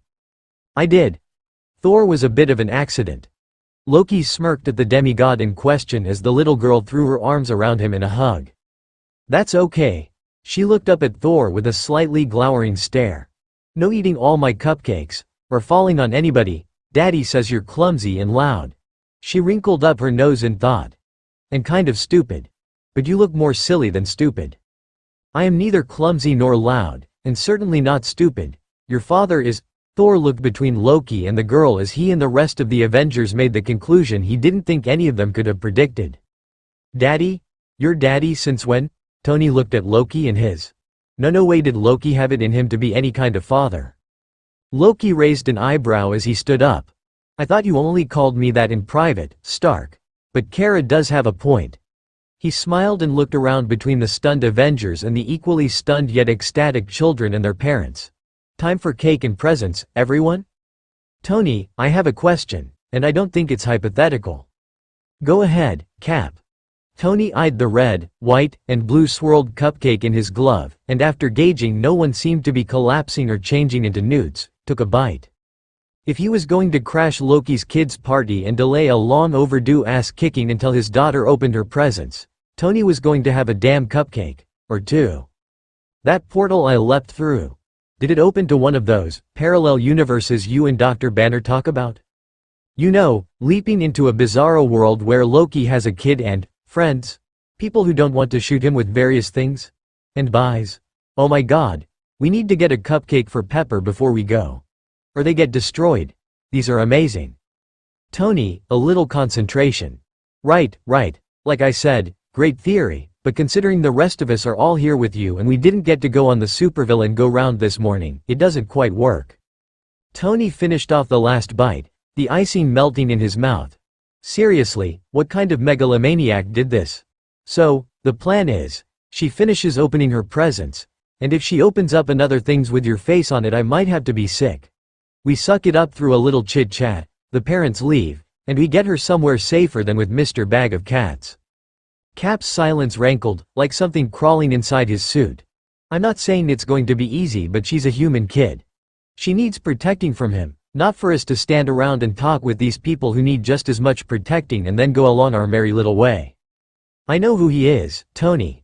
It's just, Steve shook his head and did that noble staring off into the distance thing. She really seems to care about him. We're going to be ripping her away from whatever kind of family she's had for a second time. Yeah, and the whole thing about her mom dying when the bad things came. Remember who brought the bad things to this city? Twice. We'll make sure S.H.I.E.L.D. gets her the best kitty therapist there is. To prove his point, Tony did a quick search and pulled up a list on his Stark phone. And I already did the research for them. If it makes you that uncomfortable, Cap, you can stay with the girl, and the rest of us will take Daddy Dearest. I feel a little bad about this. Bruce wrung his hands together, crossing one leg over the other in his seat. Clint nearly rolled his eyes into the back of his head. Natasha remained impassive, as always. Thor only looked more miserable than he did when this entire mess started. Not you, too. Tony was damn tired of being stuck in repeat. I hate to have Clint as my main voice of reason on this, but… Oh, I agree with you. Mostly, but I just feel bad we didn't bring a present. Besides, hi, we're the Avengers, and your daddy's a bad man, so we're going to take you now. Bruce frowned and rubbed at the back of his neck. That's not a very good gift. I don't suppose anyone has anything? My gun and some C4. I don't think that was what you had in mind. Natasha leaned back in her chair. Thor grumbled and pushed himself out of his chair, stalking away from the group before he and Mjolnir launched into the sky. We're getting Thor a puppy after this. Jesus, he's taking this hard. It's Loki. How else is he going to take it? Natasha clapped absently as Cara pulled a handful of shirts, most of them with Captain America on them, from a bright red bag. At least she doesn't have a thing for Iron Man. Then we'd have to deal with Thor being depressed and you being insufferable. I can't help it if his kid has horrible taste. Somewhere in the distance, lightning flashed, the thunder rolling and distant. The birthday girl, or her father, did not look pleased. At least Thor's blowing off steam somewhere, that is. Else. The park with a resounding thud, Mjolnir in one hand and what looked like a curling wisp of pale gray smoke in the other. Damn. Tony didn't think Thor had it in him to be creative. But to make the first move in the endless tit-for-tat with his ungrateful little brother? That was all Thor. The thunder god cleared his throat and held the delicate glass to Cara. She tried looking skeptical, but when a superhero handed you a beautiful work of art he made with lightning from his magic hammer, it was hard to stay negative. Probably even harder when you were 4. I'm told on your world, it would be poor form not to offer something on the day of one's birth. Loki wasn't even looking at Thor, and instead his death glare was focused on the glass. Except for a second, just a second, it wasn't a death glare but something wistful and longing and less furious and more sad. Achingly, wrenchingly, sad. Tony blinked and the look was gone. Thank you, it's so pretty. Cara watched it shimmer and shine in the fading light. Did you make it with lightning? Thor laughed, even if his smile didn't quite reach his eyes, hefting Mjolnir back into his hands. Yes, I did. Cara seemed to ponder this. Maybe lightning is okay, but no thunder. Thor laughed genuinely at that, which only brought his brother's death glare back up to an 11. You cannot have one without the other, I'm afraid. Now Tony knew why he drank through all his parties. Because part of him would rather have the skin flayed off his feet than talk to New Yorkers, much less parents, sober. On the other hand, watching 2 master assassins trying not to kill Loki's guests was far more amusing than it should be. One little snot had no idea how close he was to experiencing Clint's skills firsthand. You shoot arrows? That's the crappiest superpower ever. Oh my god, you have to tell me what you eat to look that good in your suit. Or what you don't eat. Natasha smiled, tight-lipped, at the attractive if vacuous brunette whose gaze was firmly settled on her waist. Do you do Pilates? Bruce had struck gold for a change, and had found a sane guest, evidently one of Cara's teachers. So, how do you know Luke? Are the 2 of you friends? Friends? Friends is such a strong word, Bruce said, stammering a bit as he poked at his cake. Do you ever get to teach the kids science? Science is good. I like science. Tony had been left to talk with George and Steven, 2 lawyers who were maybe the closest thing Loki would ever get to friends. They seemed more than willing to spill details on Loki's alter ego, a mild-mannered British expat.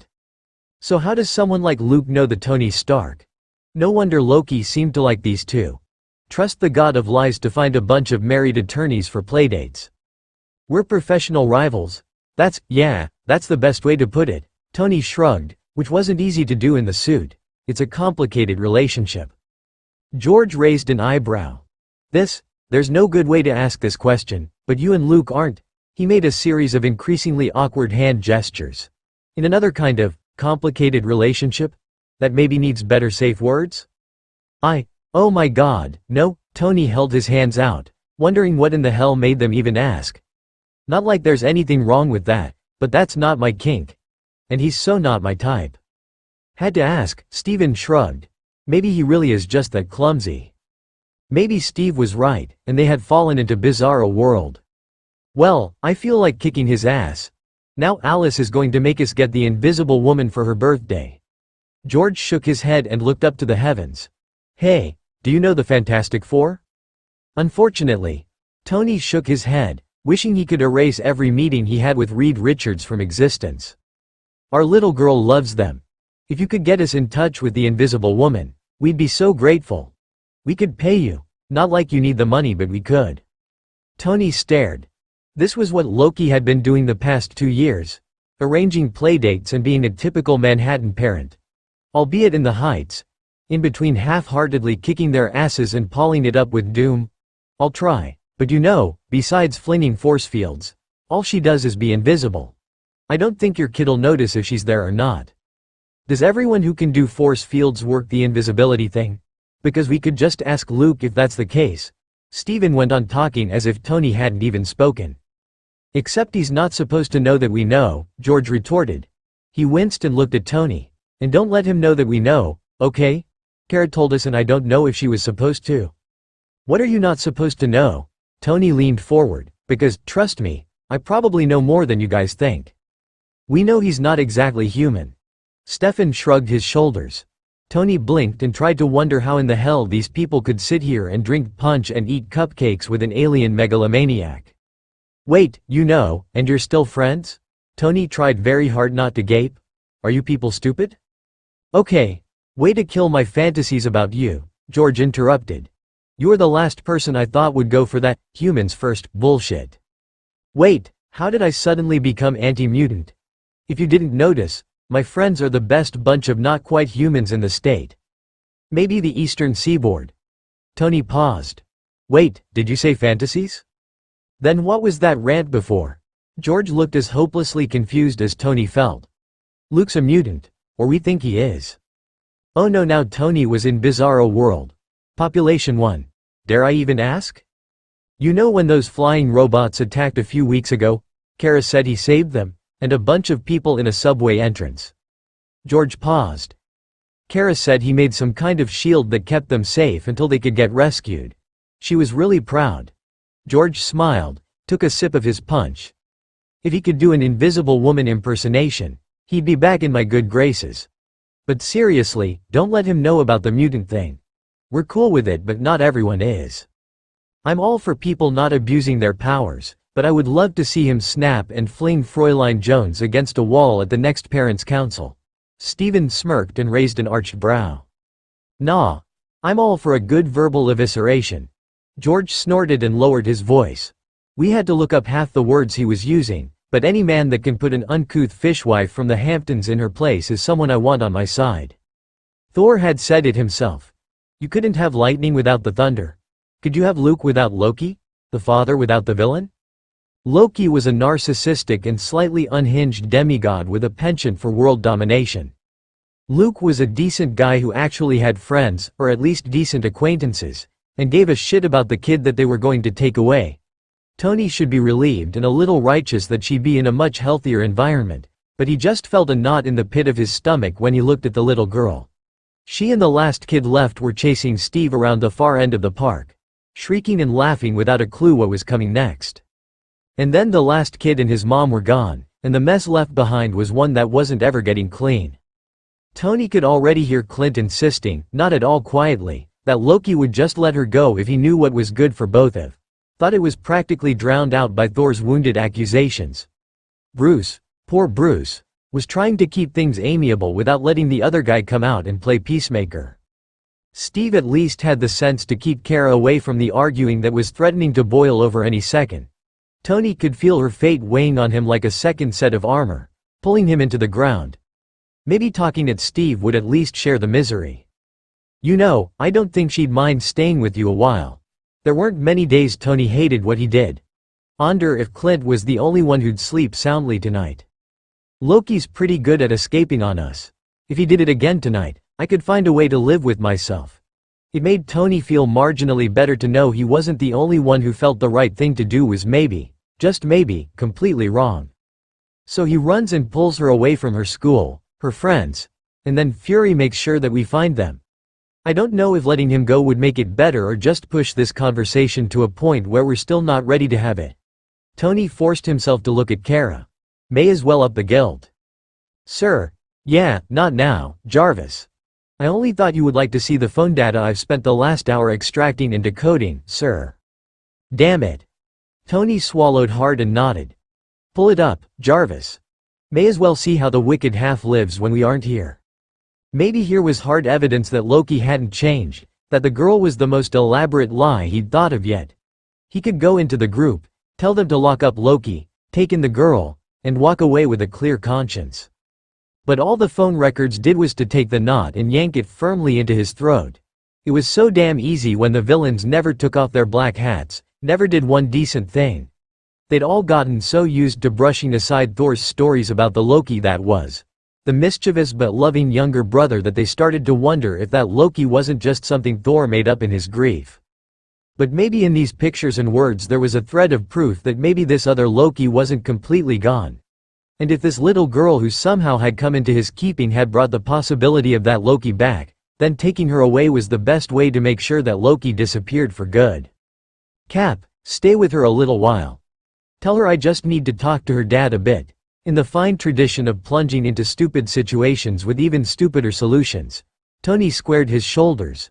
He had no idea what the Avengers would think, or what Loki would think, but his idea was so crazy it was starting to sound like the sanest option of all. Can we try to avoid disturbing the peace call tonight, guys? I don't know about the rest of you, but jail is so overrated. Tony strolled back into the group, earning the ire of Loki and every Avenger sans Steve, if only because he wasn't there. Could he bring people together or what? He crossed his arms across his chest and looked at Loki. So, you have a day job. I wasn't thinking single father, but even I can be surprised. I'm guessing you have her in school? My job isn't exactly a bring your daughter to work date type of profession. She's at Fieldston. Bruce coughed. Her teacher's fantastic, by the way. Thinks Cara's a great student. Tony whistled. Fieldston? No wonder you've picked up some larceny among your assorted crimes. If you're paying that kind of tuition, $30,000 a year? I couldn't even get in there, though I think it's because my dad couldn't be bothered to fill out paperwork that wasn't for his company. He looked around at the remnants of the party. Was this shindig her idea or yours? Hers, Stark. What, did your parents never give you a birthday party either? Loki's hands were clenched in light fists, and Tony expected to be knocked backwards by a blast of magic any second. Actually, I got one. Only one. A year my dad was actually home, but usually, no, they just signed a card. Maybe. It might have been my dad's secretary. Tony, is there some kind of point to this? Natasha raised an eyebrow. There is a point. We've been wondering why you've been a little off these past few years, Tony said, walking in slow circles around the fuming god. Cutting off work early, being generally half-assed, not even showing up for months at a time. I mean, it made no sense. But now it all does. You're trying to be a supervillain in Mr. Mom and it's a tough gig, I understand. Oh, you have no comprehension at all. Loki glowered and drew himself up a little taller, but Tony saw the split-second glance over to Cara and Steve. The slightest of tells but so painfully obvious now that Tony knew to look. And if you think she would make me show you any mercy. See, I think she already has. Your friends told me about your little bit of heroism the other day. The others foolish enough to be trapped were incidental. They made no difference to me. Then why did you save that family from the car? Natasha shook her head, and either she was genuinely curious, or she was that good, because he couldn't see her playing an angle at all. I do not need to answer your insipid questions, and I will be content to let every man, woman, and child in danger perish if it will make you happy. Loki was careful to keep his voice low, but the venom was still there. Or was it? Then let him perish. There's plenty of cars here, plenty of men, women, and children who would be helpless if you only made them. We're going to stop you in the end, but we have to wait for you to start. Natasha leaned back casually, lightly. Take your time. But it might help if you suited up first. Seconds passed, then moments, and all Loki did was to glare furiously at her before declaring he wouldn't give Natasha or any of them the satisfaction of performing on demand. Screw whatever kick-ass abilities the woman had. Getting inside of Loki's head was Natasha's superpower. You and the performance issues. Tony grinned and rocked back on his heels. It's different, having kids, isn't it? Or at least it should be. Before, you can do anything you want, but now, you've got someone looking up to you. Not to say you're pure as the driven now. You're still a bit of a dick and, by the way, it figures you're the asshole who put up that video of Twinkletoes and his hammer. Jarvis had taken care to flag that particular video file, as well as Loki's social networking accounts. The god managed to stop scowling long enough to look both pleased and perplexed. How did you know that? Super intelligent AI that hacked your phone. Now, don't start cursing off body parts I'm going to miss. Because I think I'm kind of on your side here. He glanced back to Steve in the distance. And maybe I'm not alone on this. Tony waited for fiery death to come, if not from Loki then one of the other Avengers. Tony, you can't be serious. God, it was bad enough when it was just Thor taking up his cause. Clint was practically predictable in his tirades. And Tony silently counted down in his head for Thor to rise to the occasion. 1, 2, I have never taken my brother's cause, but I will not abandon his side, and if you cannot see the difference. Clint, Thor, can you two just, nicely, shut the hell up for a second? Tony took a breath and when he wasn't pummeled by Mjolnir or impaled on an arrow, continued. I asked Jarvis to hack into your phone. I wanted proof you were the same guy who came back 2 years ago hoping the Chitauri could take us out when they wanted vengeance on your sorry ass. That I could turn you over to Fury and not lose any sleep over you or what happened to her. You are not going to take her from me." There was a pale green glow in Loki's hands and Tony quickly held up his own. "Jesus, would you let me finish?" I said, "Could, not would. Because then I got into the files and—" Yes, there were texts from Doom, who sounded like a petulant 14-year-old girl who didn't know how to release the caps lock or the drama. And there were appointments with the second best child therapist in New York. Reminders for drama lessons, emails from teachers, text messages from Connie writing him about pickup schedules. When Steve asked him later just what changed his mind, Tony showed him the pictures, in the park, at museums, at what he guessed was their kitchen, at the pool, having tea. Most of them were only her, but some had the both of them, and in each one he was smiling. Not that sort of sickly grin he had when he first came to Earth, but something that didn't seem twisted, was a smile that actually seemed happy, or that could be happy, one day. "You might not be a good person, but you're a damn good father. You got her into one of the best schools in Manhattan. You kidnapped Captain America to give your little girl an amazing birthday. Bringing him here, it wasn't an accident. We were, but you risked being caught when you thought, for a second, that she might be in danger. She adores you, and I think you feel the same way. And from someone who had a really shitty childhood, I'm not going to let us take an actual childhood away from her. Or to take away a chance at Loki becoming some kind of decent human being. Or Asgardian. Or frost giant disguised as an Asgardian. A decent whatever he was, anyway. She deserved better than what life gave her. I've simply tried to give her that," Loki said, finally, his hands crossing over his chest. "What do you propose, Stark? All of this jabbering surely can't be for nothing." Tony let out a sigh he had been holding in the entire afternoon. "We make a deal. You lay office for a year. Or you keep up with the half-assing, if it keeps up your supervillain cred. But no attacks on the city. Or any city, really. Even crappy ones like Cleveland." Loki raised an eyebrow. "And what do I get in exchange for my good behavior?" "We don't tell Fury that you've added a tax dependent. Not now. Not as long as you keep doing whatever you're doing with her. And—" Tony took a deep breath. "I'm guessing you've been hiding yourself from prying Asgardian eyes. Thor, I need you to keep this from Heimlich." "Heimdall." Loki and Thor corrected Tony in unison. Thor looked confused yet hopeful, Loki simply annoyed. "Heimdall, Heimlich, whatever. Thor, you keep this from him, and from your parents. In a year, we all see how the agreement is holding up." Tony was almost waiting to be cut off, but the others seemed to be following his lead. "Naturally, if you break it, it's over. And if you similarly go back on your word, I presume the same would hold." "Yeah, but we're not." Tony smiled, confident, at the rest of the Avengers. "Are we?" Banner and Natasha were the first to give their tacit support. Clint. Well, it wasn't exactly support, but at least he wouldn't do anything to sabotage the plan, which was as best as he could get. Thor, however, looked torn. "Brother, I will do as the Man of Iron asks, but why did you keep such news from me? You have a daughter." Loki pressed a hand to his head, and Tony knew to keep a healthy distance from a family disagreement with the potential to take out a city block. "I keep all news from you, not just this. Do not feel so slighted. But what would you have done? Offered to watch her in the evenings while I wreaked havoc? What would the All-Father have done? She's human, but I took her as my own. I cannot imagine he would take kindly to any child of mine. Why do you always think the worst of him, and of me? We have our quarrels." "That's an understatement," Tony muttered. "But we are brothers." Thor laid a hand on Loki's shoulder before he jerked away. "I would not take our arguments out upon your child, and nor would our father. I am not your brother, and he is not my father. You imagine him welcoming her with open arms.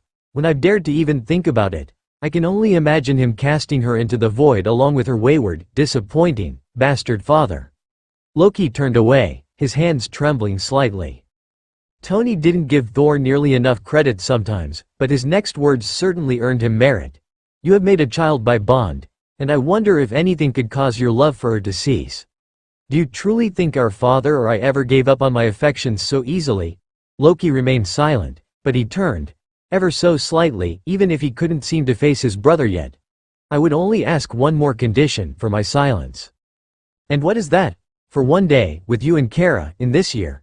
You may not call me brother yet, but she is your family, and I am sorry for the time I have missed." I only ask the one day, as her uncle, even if she does not know me as such."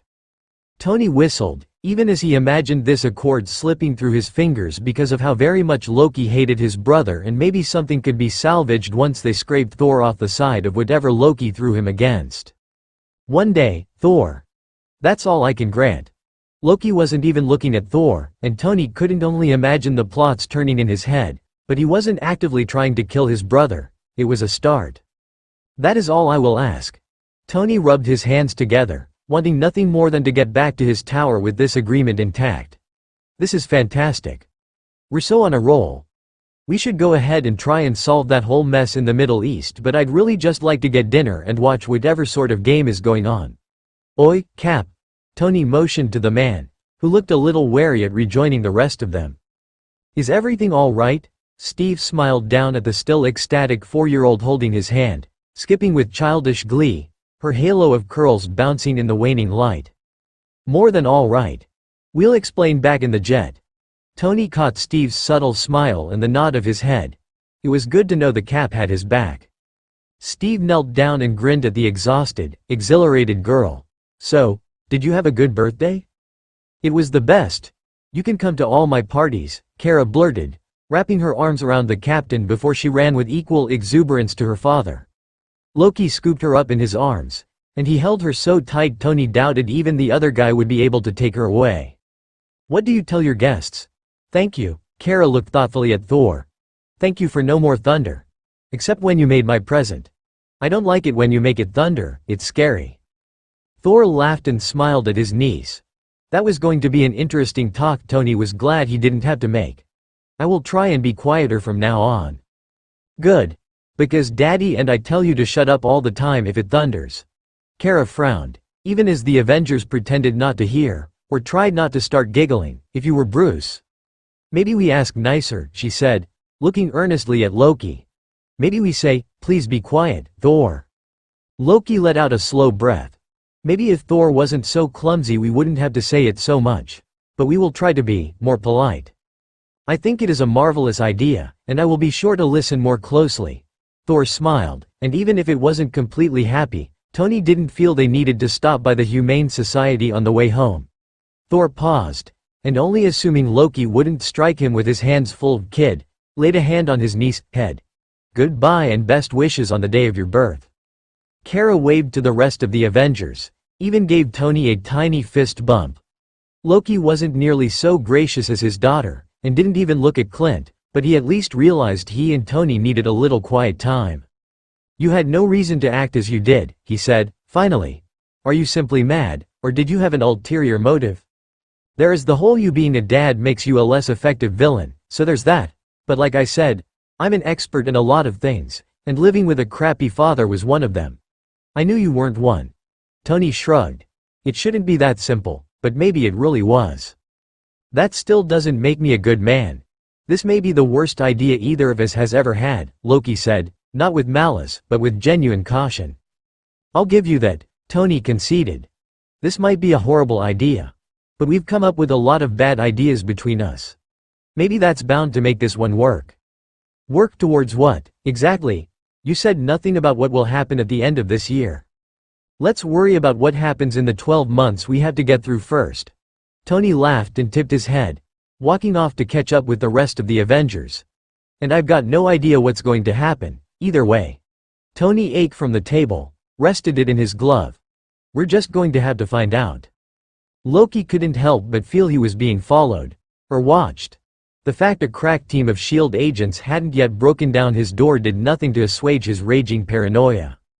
If one of the annoyed parents or sullen teenagers was a crack agent in disguise, he at least hoped the situation was more amusing than alarming. The store was cramped, costumes strewn across the ground, customer more cantankerous than usual. One of these years, Loki supposed, he would be the sort of parent who bought their child's costume in September, or made it themselves. This was not that year. He was not forced to resort to withering insults or glares to secure a costume that looked like it would reasonably fit Cara, never minding the gender of the child on the package. She clutched the bag tight to her and practically skipped down the aisle.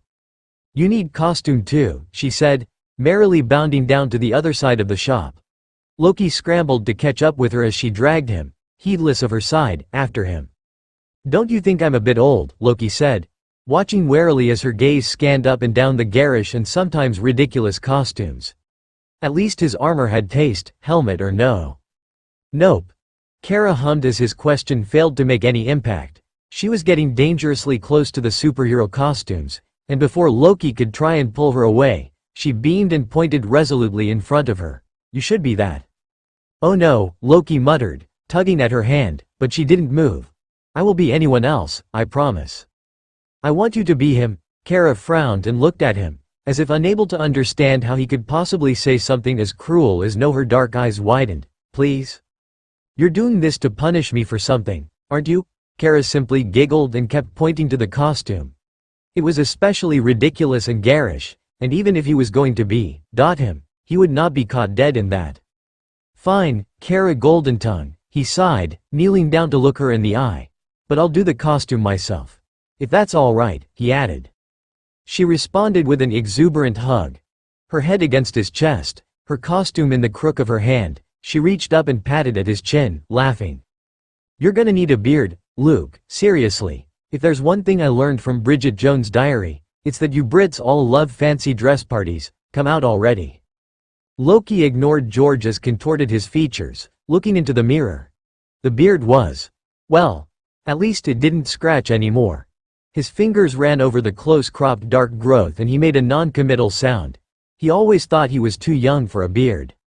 Then again, he used to think many things that turned out to be patently false. "Dodd. There's gonna be no more candy. Just a moment. And you will have more sugar than one girl should possibly need." Loki gave his reflection a rueful shake and looked down to the rest of him. It was subtle, at least. He flexed his hand, felt the coolness of the metal there. At least if anyone vexed him tonight, he would look well armed. With one last sigh, he opened the door. Alice was a small, familiar purple dinosaur, George and Stephen rather well-bundled cavemen, he assumed. Oscar was all but swimming in a pirate costume, his eye patch slipping almost to his chin. Connie's black turtleneck and cat ears were about the limit of her festive spirit. A much smaller and darker Captain America ran out and tackled his knees, almost sending them both to the floor. Loki smirked as he tugged at her hood, tucking a few stray curls beneath it. "Careful, Captain. I think we're on the same side." George and Stephen whistled. Wow. The beard just makes it. Not to mention the thing." He ran a circle over his chest. Loki raised an eyebrow and glanced down to the faint blue glow beneath the black shirt. Arc reactor? Infuriating, meddlesome piece of technology, even if it had a certain aesthetic. Much like its inventor. Cara tugged at his hand, poking at the palm blaster there. "You look just like him." Loki frowned. "I like to think I look better than Tony Stark." "I'd have to say it's a draw," Stephen said, clapping his hands with alarming enthusiasm. "The two of you look so geeky and adorable. If I had ovaries they'd be bursting." "You don't have ovaries? This is new." George chortled as Loki pressed his phone into his hand. "One picture, and then we can be off on this insane quest to ensure our children are hyperglycemic and bouncing off the walls for a month." Loki kneeled down and held the palm blaster out, motioning Cara to hold her little shield up besides it. "You never had any fun as a kid, did you?" Connie gave up struggling with the eye patch, which was now more a lopsided necklace around Oscar's neck. "You have absolutely no idea." George waggled his fingers, more to get Loki's attention than anyone else's. "Say Halloween." Loki lingered on the last syllable, the smile pulling at his cheeks, waiting for the flash to clear from his eyes. George slipped the phone back into his hands, and he slid it into Cara's eager grasp. "Can we show picture to real Iron Man?" Loki plucked the phone away before she could accidentally hit the share button. No, I don't think so." Cara's pout did nothing to sway him this time. If he saw the picture, his head would get so big it would cover the earth, and there'd be no room left for anyone. Cara's eyebrows nearly shot beneath her hood. Really? Really? Tony knew Loki would change the security protocols on his phone. In the spirit of their agreement, Tony waited 2 weeks before he set Jarvis on breaking the new ones. Tony never let optimism get in the way of a little healthy paranoia, considering it was his head, or other bits, on the line if this all went south.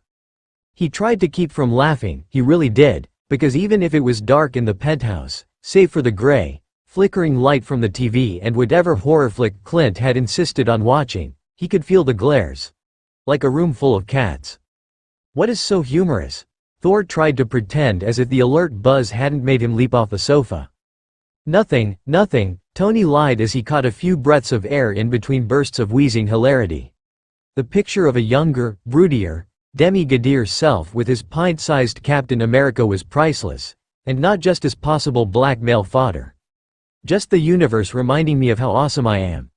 Tony swore he could hear the rolling of Natasha's eyes as he laughed, and laughed, and laughed.